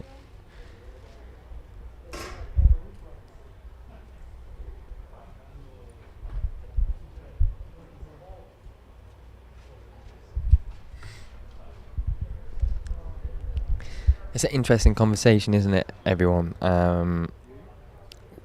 Somebody just mentioned about being cut. In the UFC, you're going to be cutting up to 60 athletes I think we're going to see a lot of good guys that we'll be surprised to see go. Thinking off the top of my head, speculating, notable names in my opinion that possibly could get cut. Maybe the likes of someone like Tyrone Woodley. Guys, there's going to be a lot of guys. Obviously, Yoel Romero's gone. If Yoel Romero can go, then I think someone like Woodley is going to get cut as well. Who else do you think is in contention for being cut from the UFC? This Ciro Gann JDS fight, I think if Ciro Gann wins, JDS could be saying goodbye to Junior Dos Santos. I think so. If you get cut from, can you get into the Hall of Fame? That's an interesting question. I'm not sure about. I bet you can, because so they can cut you and then it doesn't induct you into the UFC Hall of Fame. But it doesn't eradicate the. No, it doesn't eradicate anything. It just. It's I don't know. I can see what you mean, but I wouldn't say that. Nah, you'd hope not. No. When are the face-offs? The face-offs will be straight after the weigh-ins. We've got fighter somebody to weigh else in coming this in. morning This is the it. UFC strawweight division, last number weigh-in. 11 in the world, live on pay-per-view tomorrow night. Mackenzie Dern. Here she is, Mackenzie Dern, the last to weigh in.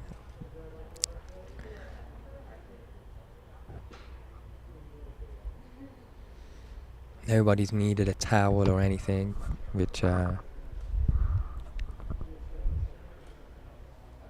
is good.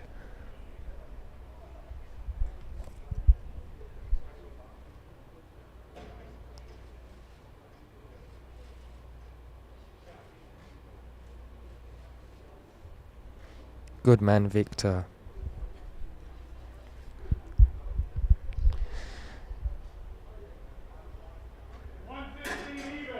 115, the official weight for Mackenzie Dern. 115 for Mackenzie Dern. Takes off a mask for the photo.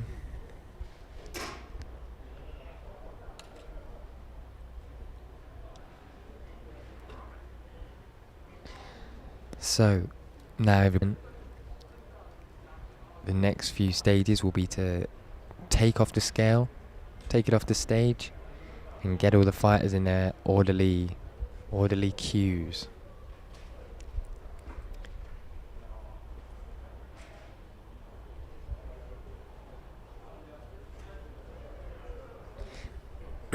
Mate, I'd love to see Jordan Burroughs in an MMA fight as well. I think it would be a fascinating watch. How does Jordan wrestle when you include punches? It's just I'd like to see that.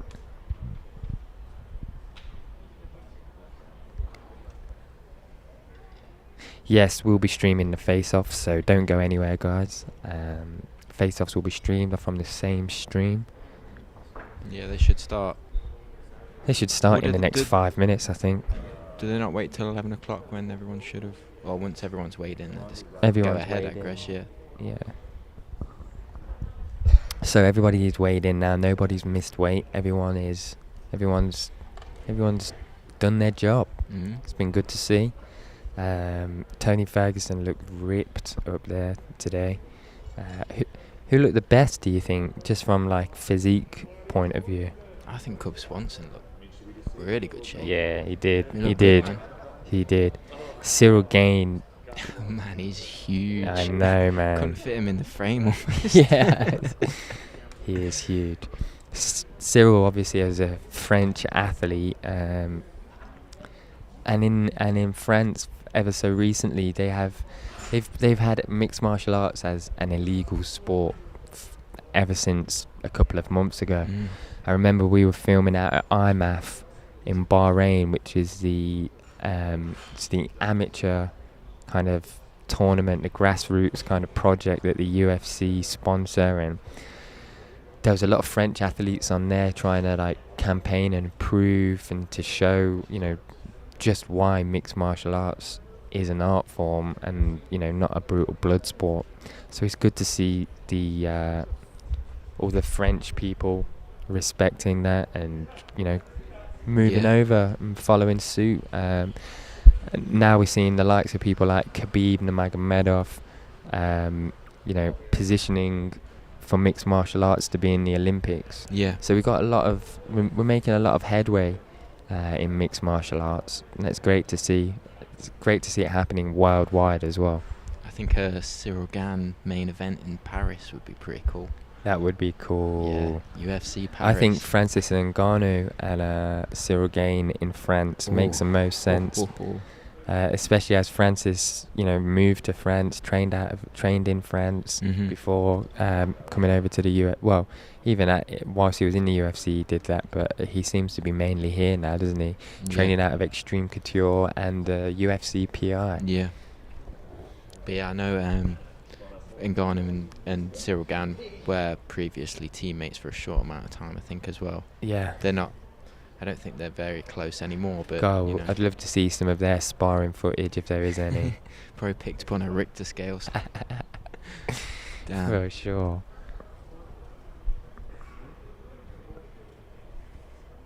Yeah, I think Figueiredo Moreno is going to be pretty damn spicy. You reckon? Yeah, Moreno's pretty fiery, man. Even though he's proper nice, cool guy, and the embedded style. But I think once he's got, because Figueiredo is a very intimidating character, and I think Moreno's not gonna, for 1 second, let him get in his head. Yeah. So I think he's just gonna give it back just as much. I think he's going to be cold. I don't think he's going to show any stone emotion. cold. Yeah. Ooh. I think Moreno's in the face-off just going to be cold. And I don't know, man. I don't see that being overly spicy face-off. I don't know why. I don't know, because Figueiredo's recently fought as well, and it's pretty cool to see Figueiredo, Beeb there by weighing in first, being the champion, weighing in first, showing how it's done. It's very respectable. Yeah, I've been waiting to see Figueiredo fight for a long time. Yeah. It's gonna be good. You're a big fan of Figueiredo, right? Yeah. It's wicked. I think somebody's asking me which is going to be the spiciest face-off.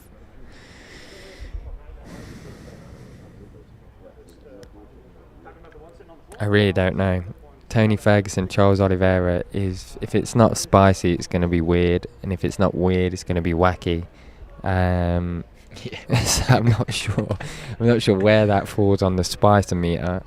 But in terms of an actual spicy face-off, Cub Swanson, Daniel Pineda, Renato Moicano, Rafael Fiziev, Gavin Tucker, Billy Quantrillo. They're my three for most spicy. Moicano might get a bit spicy. He's quite a spicy character. Yeah, I can see that. And we were saying, for those that have just joined, And Fiziev's pretty. I reckon he's Fiziev's got spice, character, man. Yeah, for sure. Forgot where I was going now. Sorry. It's alright. Moicano. For those that have just joined, I was saying UFC highlighted it again. So if you haven't seen it, just head over to the UFC Instagram somewhere and have a look for it. But it's basically kind of behind the scenes footage of Renato Moicano finishing the fight with Damir Hadzovic after submitting him, and walking over to Damir, who seemed a little bit angry, and he asks him why he seems angry, and Damir responds by saying, "You carried on fighting after the fight was off." And Renato was just like, "I'm sorry, brother, I just wanted to fight." So Damir was just like, "Well, you shouldn't have submitted me then." Well, that was very funny. Unique kind of moment inside the octagon that was. So that shows to me Renato definitely got some spice. Possibly doesn't know when to turn off the spice. Yeah. So hopefully he gives us some spice. But before Mackenzie Dern just weighed in, we were saying that this is our first Tony Ferguson fight. I'm trying to think. I don't think. Yeah. This is fought Gaethje. Then who else did he fight again? But the time, first time I met him was when me and Owen were walking through, I forgot what casino it was, I think it was New York in Vegas, and he was doing like a fan meet and greet, and we managed to get in and have a photo with him. Probably the weirdest selfie I've ever taken. Really? Why? Because he was just in the back, like throwing out all these like moves and stuff, and very animated. It was funny. It was like a cartoon character. Yeah. It's like Look Johnny at that. Bravo Yeah. in the background.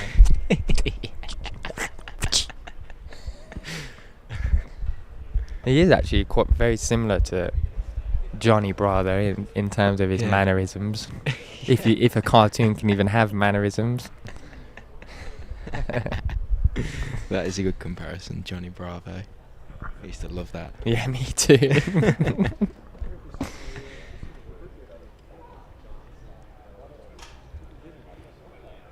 The longest hug wins.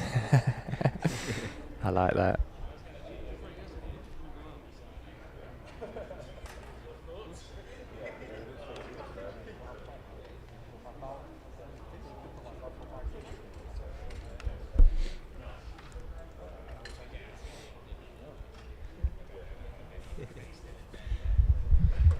So we've had the scales dismantled and taken off stage now.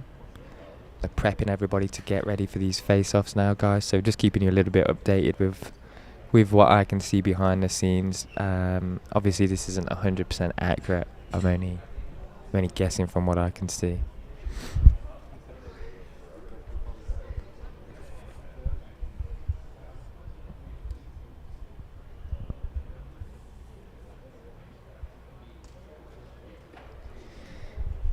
Tony was saying, oddly, that he already has a belt and it's greedy to get another belt.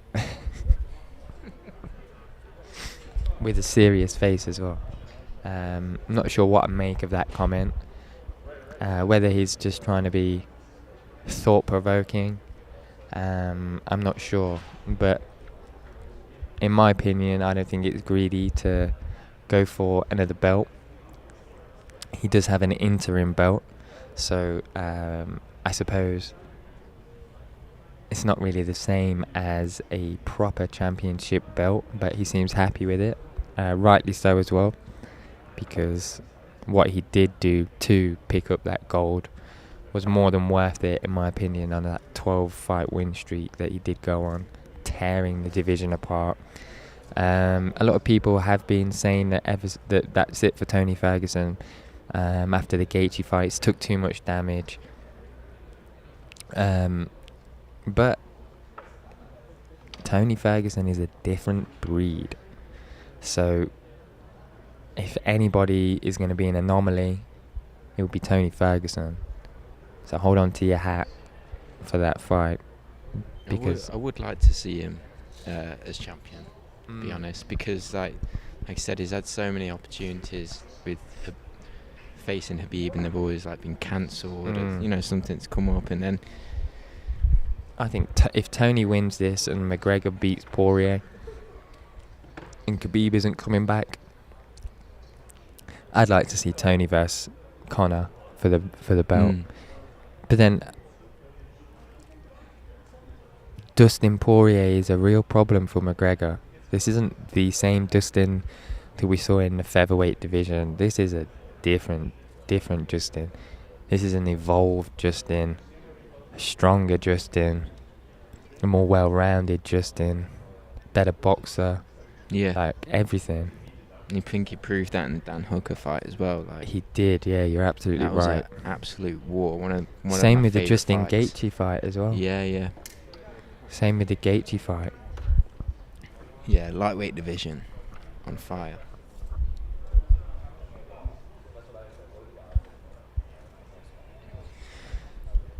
I wanted to kind of, if I got the chance to speak to Tony, I wanted to ask him, just before Gaethje had the fight stop with Tony and he clocked Ferguson on the head, and Tony kind of like skitted out a little bit, like in his head, like as if like a connection went loose. Yeah, Do you know what I it mean? was Like weird. something like there's a nerve in his brain that got like jolted. Like it. I'm really interested to know what happened there. I don't know if you'd give me a very good answer though. I don't know what he would say to that. I really have no idea, but I would like to ask him that. What was that all about? Yeah, it looked like he kind of broke something. Like Rocky 4, where Drago breaks Rocky. Yeah, I didn't see it like a break. I saw it just like just like a gross, like pinchy, like instant kind of like pain. Yeah, You I know could what just mean? Like, imagine "Ooh, like a what is nerve that?" like shooting down. Ugh. Yeah. Like one side of your body like just stops working. You know or when you something. try and like you've got like water in your ear. Yeah. And you're like trying to like shake it. shake the water out your ear. That's what it looked like to me, but obviously there was no water, so I was thinking maybe he knocked something loose like inside around his ears, and oh god, that just did not look nice. But I'd love to ask him like what actually was that feeling there, what if he can even remember.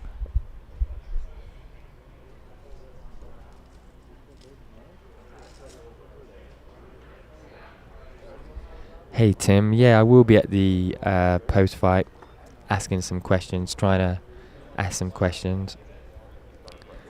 Thank you very much.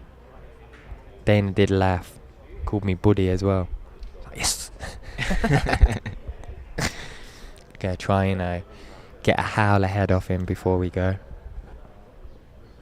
So I hear that is actually really nice whiskey, so I would like to try that. Yeah, I've seen that everywhere on Instagram recently.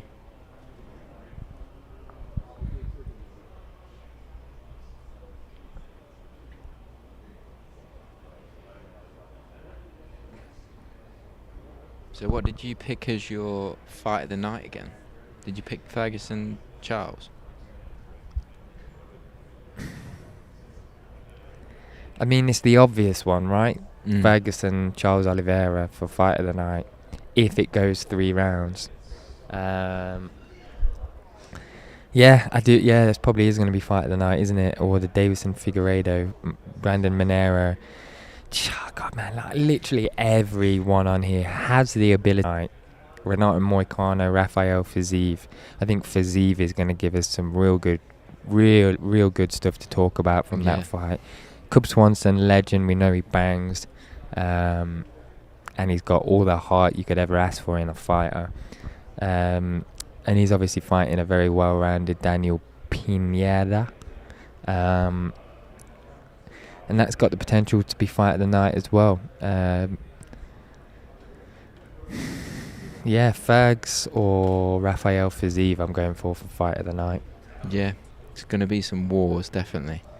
Ciro, Gavin Tucker, I think that's going to be pretty good. Bit of a scrap. So somebody asked, how do we see... Thank you very much, MMA Bet Surgeon. Appreciate that. He's asking, how do you guys think the lightweight division pans out in 2021? Ooh. Well, I think the winner, like you said earlier... If we're talking about the championship, who gets the belt or whoever is fighting for lightweight championship, then that is an interesting one, because we're going to have to see Khabib. I kind of think Dana, so this is only my opinion, but have you noticed how Dana isn't kind of taking the belt off Khabib yet? Now obviously that's because he wants him to fight again, but it also means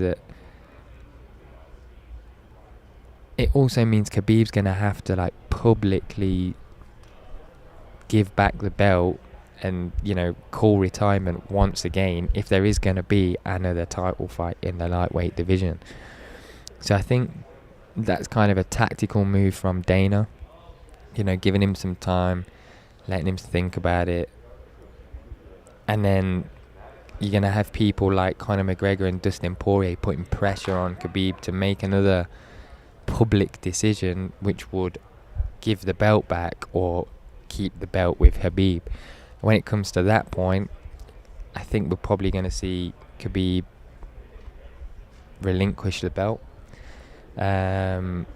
Especially for the next year, I don't see Khabib fighting in 2021. Maybe 2022 if things change a little bit. But he seems set on his businesses and his other things he's got going at the moment, which is great.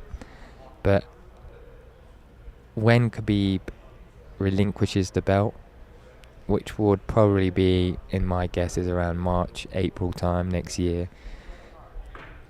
then, and that'll be, and around that point as well, McGregor, Poirier will have been finished, to Tony Ferguson, Charles Oliveira. Like, a lot of things will be lined up to speculate more on the lightweight division when Khabib makes things a bit more official. And by making things a bit more official, I mean keeping the belt or relinquishing the belt. And I think that's the next step really for the lightweight division. Until then, I think everyone's just got to fight for themselves to prove why they deserve to be up there or mentioned in contention with that belt. So that's my perspective on the lightweight division at the moment. Obviously, the lightweight division is a deep division with fantastic fighters coming out of it left, right and centre, unranked, ranked. The whole thing is on fire. But, in terms of the championship kind of bouts, that's kind of where I see that going. I would like to see a McGregor-Ferguson fight, especially for the belt, 5-rounder. That'd be pretty cool. So yeah, that's my perspective on it all. There's a lot of good fights to make in that division as well. Like, I was just looking at the rankings. Like, Dan Hooker RDA would be a wicked fight. Dan Hooker RDA would be a good fight. But then you think if Charles Oliveira gets the win this weekend over Tony Ferguson, maybe he would be in contention to fight the winner of McGregor Poirier. Yeah, I can't. Although I agree, I don't see McGregor or Poirier wanting that fight. No. Yeah, I know what you mean. Ferguson's the guy. Well, I assume everyone would want.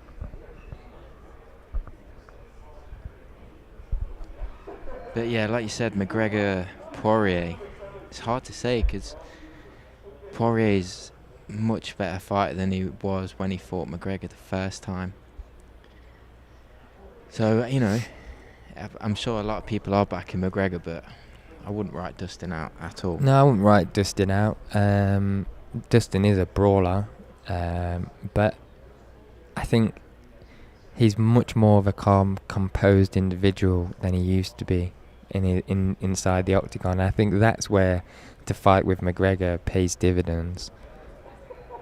Yeah, if McGregor gets in his head or not. Yeah, I don't think he will get in his head either this time round.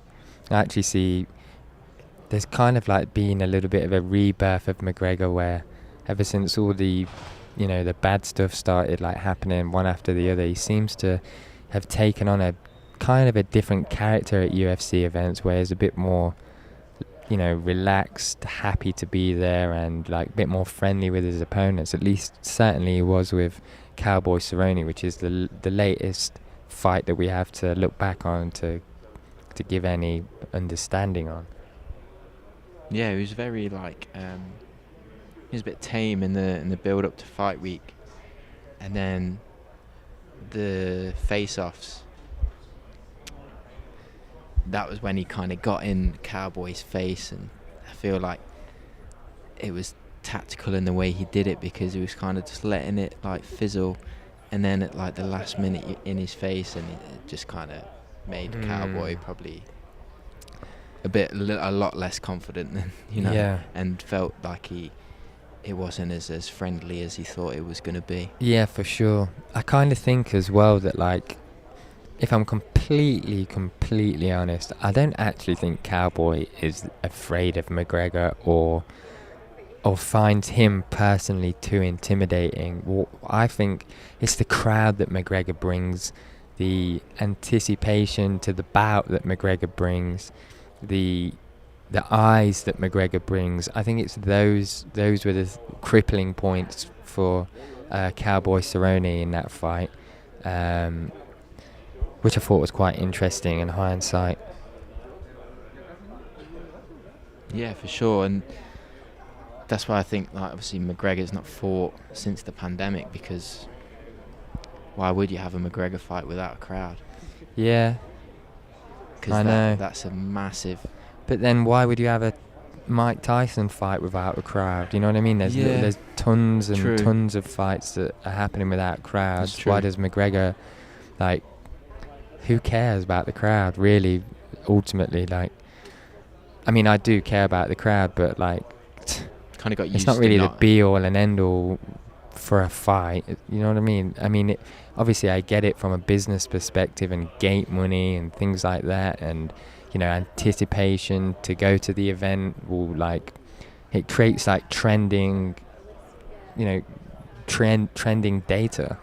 But yeah, I get it. I do get it, but it's not the be-all and end-all in my opinion. I think a McGregor fight could have happened in the pandemic and the pay-per-views would have been sweet. It's all about the build-up. It's all about what the UFC put out. It's all about how they execute, you know, the promotion that they've got in their hands, really, as to whether it's going to sell or make the money. And I think they're capable of doing that. And I think that if they did have a McGregor card, that would have been just as good. Maybe it's more of an ego thing, like, from McGregor's perspective. Do you know what I mean? Like, the crowd is a superpower for him. I'm not sure. I'm speculating here, and of course. I have no idea. I've never sat down and spoke to Conor, but I'd love to do that and speak to him about the psychologies of fighting like that.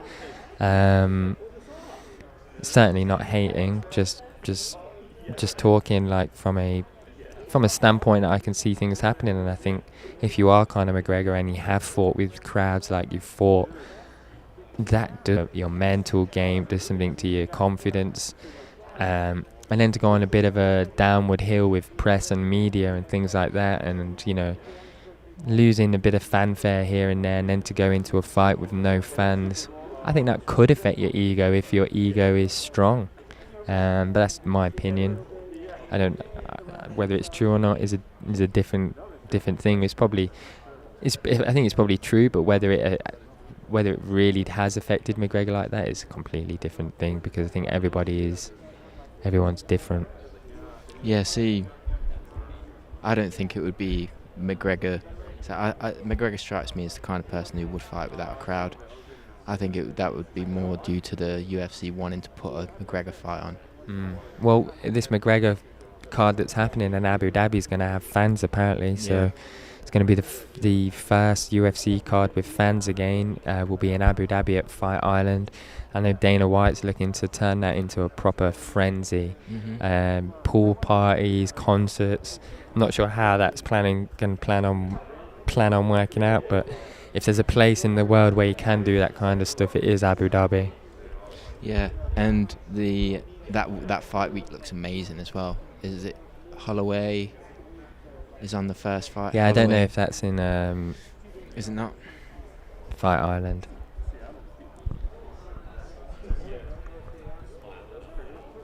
Yeah, it's going to be a mad fight week, that is. Fight Island again. Thank you, Tim R. Appreciate you guys out there commenting and joining in with the conversation. The rips, the bold comments, the intelligent comments. It's all been great. Thank you very much.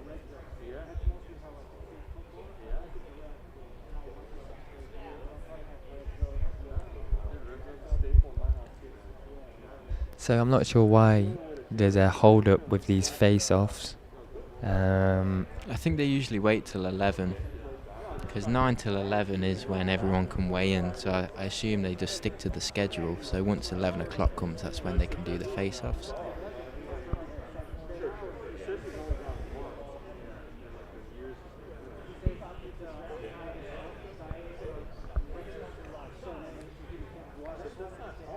I'm clocking the embedded guy. When I see the embedded guy, that's my like 5-second cue to things are about to go down.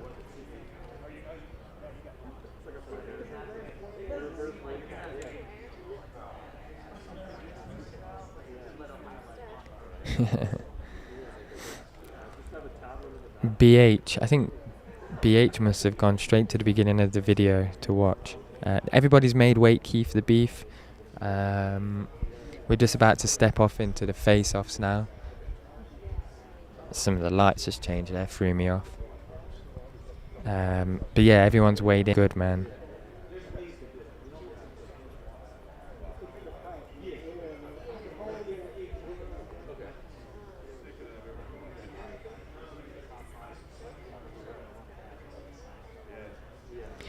So we'll be doing another live show tomorrow from the media tent for the prelims. So we'll be live with you guys on Full Reptile YouTube, covering the Chase Hooper featherweight 3-round bout against Peter Barrett. Moving on to the ESPN prelims with Tisha Torres in a strawweight 3-round bout with Sam Hughes. Then we go on to Gavin Tucker in a featherweight 3-round bout against Billy Quantrillo. Then we go to the highly anticipated but kind of under the radar fight, Renato Moicano lightweight bout. 3 rounds with Rafael Fiziev. Kind of a that fight is definitely gone under the radar in my opinion. But if you do want to know a little bit more about the matchup of styles and how this fight could possibly go down, we do have a war room out on Renato Moicano versus Rafael Fiziev, which Dan has absolutely smashed, along with Tony Ferguson, Charles Oliveira war room. If you guys haven't been over to check them out, they are certainly worth watching. Then we go on to Cub Swanson in a featherweight 3-round bout against Daniel Pineda. And then to open the main card, we go to Junior Dos Santos versus Ciro Gain, or Gan. Not quite sure on the exact pronunciation. I heard John Anik say Gan, and I've heard commentators say Gain. So I'm not quite sure. I'm going to run with Gain at the moment. But we also have a war room out on the Ciro Gain Junior Dos Santos fight, which is worth checking out. Dan again, once again, killing it for the Full Reptile family.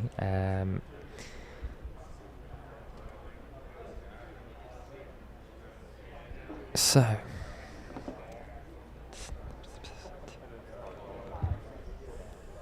yeah, we'll be live. Sorry, that's where I was going with that. We'll be live for the Fight Press prelims and the prelims, and then after that, we'll be turning it off. We'll be jumping right into the press conference, getting all those questions in for all the winners, and hopefully we'll see Dana White at some point and get a few questions lined up for Dana. If you guys have any questions you want us to ask any of the fighters, all you need to do is come and join us tomorrow when the fights are on. Just jump over to Full Reptile, chuck it in the chat. What do you want to get asked? I'll review the question. If it's a good question, I will ask it. I think it's that simple, really. And I'm sure a lot of you guys would love to ask a few of the fighters some questions. So chuck them in, come join us. It'll be great to have you there. What time is it UK time?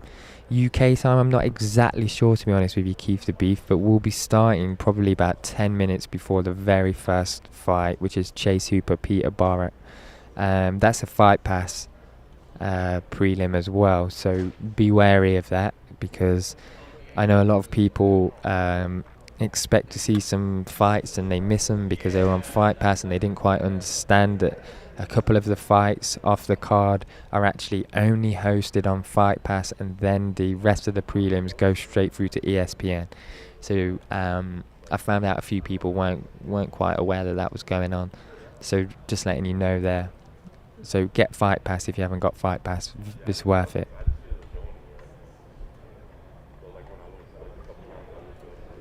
Have we personally met Dana White?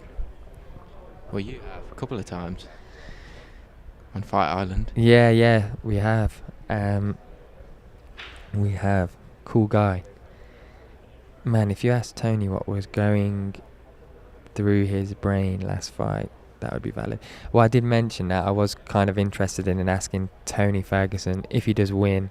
I kind of don't want to take the shine away from his win if he does win, but I am fascinated to know what was going through his head when Gaethje hit that last punch on him and he kind of like wigged out a little bit. Like, what was that about? What was that feeling? What happened? Because I think a lot of people that were watching were kind of shaken, maybe not shaken, maybe a few people were, but worried, concerned. Like, it didn't look nice. And I'm very curious to know what that feeling was like.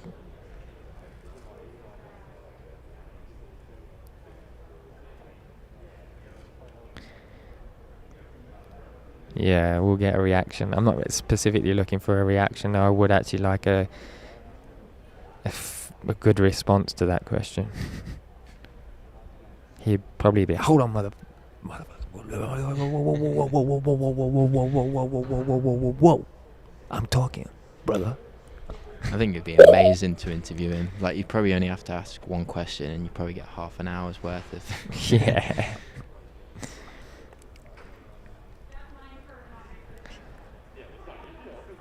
There's a lot of stirring going on. I think these face-offs are about to maybe start in a couple of minutes. Yeah, I hope so. Everyone rehydrating behind the scenes over there. Seeing some fighters walking around the octagon, checking it out. Haven't seen anybody step inside the octagon to feel it just as yet and have a little move around. But I am a big fan of watching fighters kind of go finally see the place where they'll be doing all their work and have that like one-on-one intimacy with the cage. I like that a lot. You see a lot of fighters doing that. I'm going to head on the camera now because I think things are about to kick off. Brother, no problem. Oh, there's Dana White in the background. I can see Dana is shaking all the fighters' hands. I don't know if Jamie will be able to show you any of that. We'll try and zoom into the apex. But Dana White is literally just... probably won't see it from the perspective of the camera, to be completely honest. But he's doing the Rams, congratulating everybody on making weight. So, face-off's just about to begin.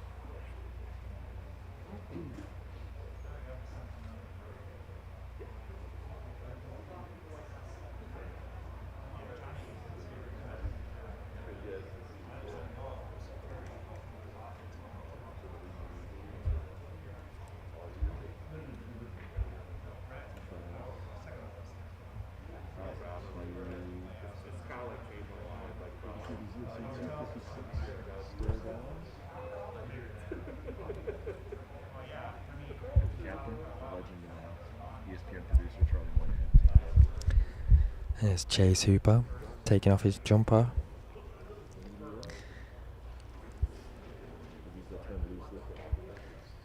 Sorting out the mop. I didn't even hear the first part, I just knew the second part was mid-time. Here comes Dana with his cameraman, who always gets those awesome shots from behind Dana of all the face-offs. All right, thank you all for being here, ready to stare these guys down. UFC 256, Figueero versus Moreno. Dana White is in the building. We are ready to begin, and we will start with the prelim you can see live on UFC Fight Pass and ESPN Plus in the UFC featherweight division. Chase Hooper versus Peter Barrett. So, guys, please check in what you think this is going to weigh on the spice-o-meter.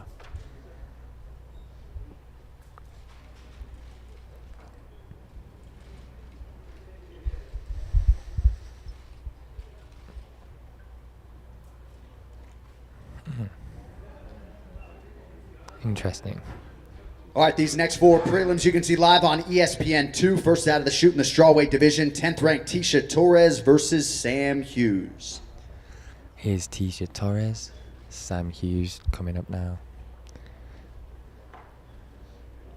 And a shake before face-off. Straight into some mild spice there from Tecia.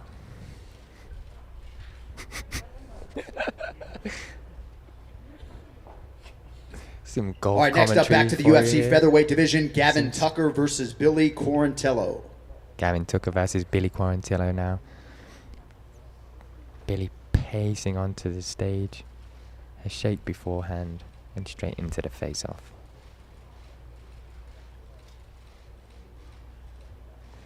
Quite mild. I'd like to have heard what they were saying. All right, moving weight division, Renato Moicano versus Rafael Fiziev. Moicano versus Fiziev. Moicano straight up. And Fiziev.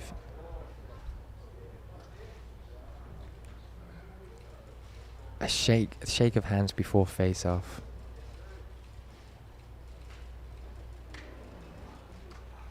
Very cool. I do like the lemon and herb ones as well. And our featured prelim in the UFC featherweight division, Cub Swanson versus Daniel Pineda. So in comes Cub Swanson, wearing one of the Protect the Fighter masks, which I kind of want one. And Daniel Pineda, a nice shape before face off. Very cool. Cub looking ready there, though. You could see his pectoral muscles clenched. All right, with that, we get to the pay-per-view main card for UFC 256. First up in the heavyweight division, the former champion Junior Dos Santos versus Ciro Gana. Junior Dos Santos versus... This was my pick for least spicy face-off, just because both athletes are so mature. Bah, God, they are huge. Awesome, very cool. All right, next up in the middleweight division, 15th ranked Kevin Holland versus Jacqueline Souza. Kevin Holland straight up on there. Ooh.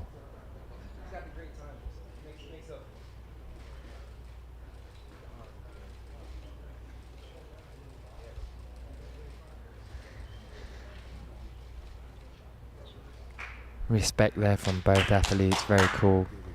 Kevin All right, that Holland brings us always to a dishing out featured bout compliments. between two of the strawweight division's top 13, Mackenzie Dern versus Vina Janjidoba. Mackenzie Dern coming onto the scale. Actually a lot smaller in real life than I ever expected. A lot of respect there starting off. A grapple frenzy, something interesting going on there. Did she just put a gum shield in?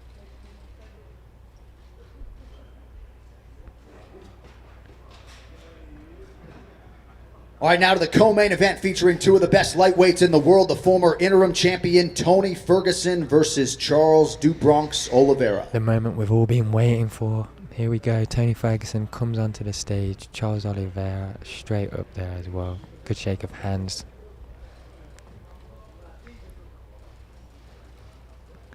Love it.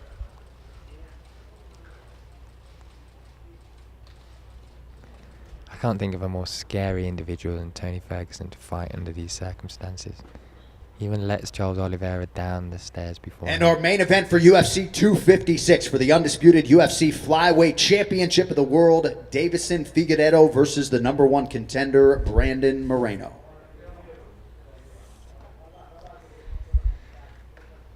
Here we go. Championship bout. 5-round flyweight. This is the quickest turnaround for any UFC champion, which says a lot about Davison Figueiredo's mentality as champion.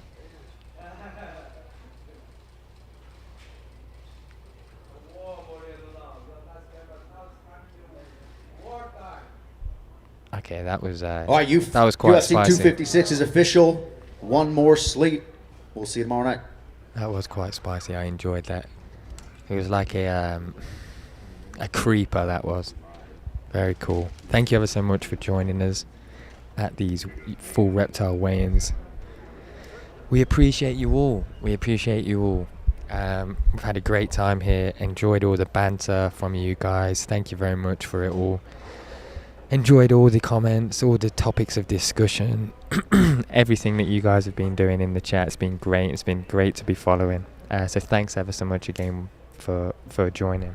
Yeah. Thanks for everyone for tuning in. It's been great. That was pretty tame for a face-off. It was, wasn't it? I thought nothing. Figueredo, it started mild, Yeah. then it then got that's- spicy. Yeah. It's like a creeper, you know what I Mm. mean? Those kind of chilies that you chew on and you're like, that's not And hot. then he was like the Yeah, off of your head. yeah. But Moreno didn't really react to it. I don't think. He was quite. Like I think what you said, he was just pretty chill. Yeah, I kind of was expecting that. If you were if you've been tuned in, I kind of thought you got it right about Figueredo though, but I kind of didn't anticipate and didn't think Moreno was gonna lose his cool or act out of character at all. When he didn't, he just stood there, made some friendly jokes about the belt, and moved on. Yeah, and like Ferguson, Oliveira was pretty. Yeah, I love Ferguson's face-offs, He man. always It's tries one to, thing for 1 minute. You get 2 face-offs really when Ferguson faces off. You get the aftons, then he remembers he's in a face-off and needs to do something cool. But yeah, it's great, awesome, really cool. I always feel like he tries to make someone jump or something where he just fries out. Yeah, like when he went. Who was he fighting when he did that? Kevin Lee, was it? Can't remember. But he scared Dana White mainly when he did that. That was great. Loved that. Dana nearly soiled. Yeah, there's some good ones. I was watching the Romero Adesanya. Yeah, when when he started dancing and then he did the flip. And Dana's reaction to the flip. Holy shit. It's quality.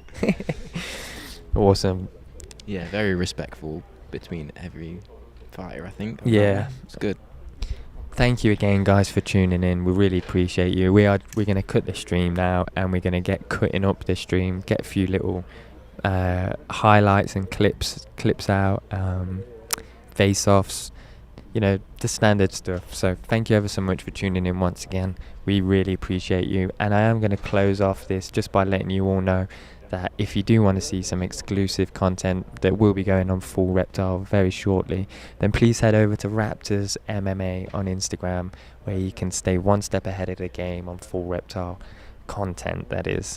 We have some cool stuff on there from Extreme Couture yesterday, rolling with Jake Shields, Mads Manell, Kevin Lee on the mats finally after 9 months of being out, finally his first day of sparring. But yeah, head over to Raptors MMA, head over to Full Reptile, do your thing. We appreciate you all. Thank you ever so much. Yeah, thanks again. And make sure you check out all the war rooms for UFC 256 as well. There's 4 on there for you, so make sure you go check them out. And yeah, thanks again, guys. Take care.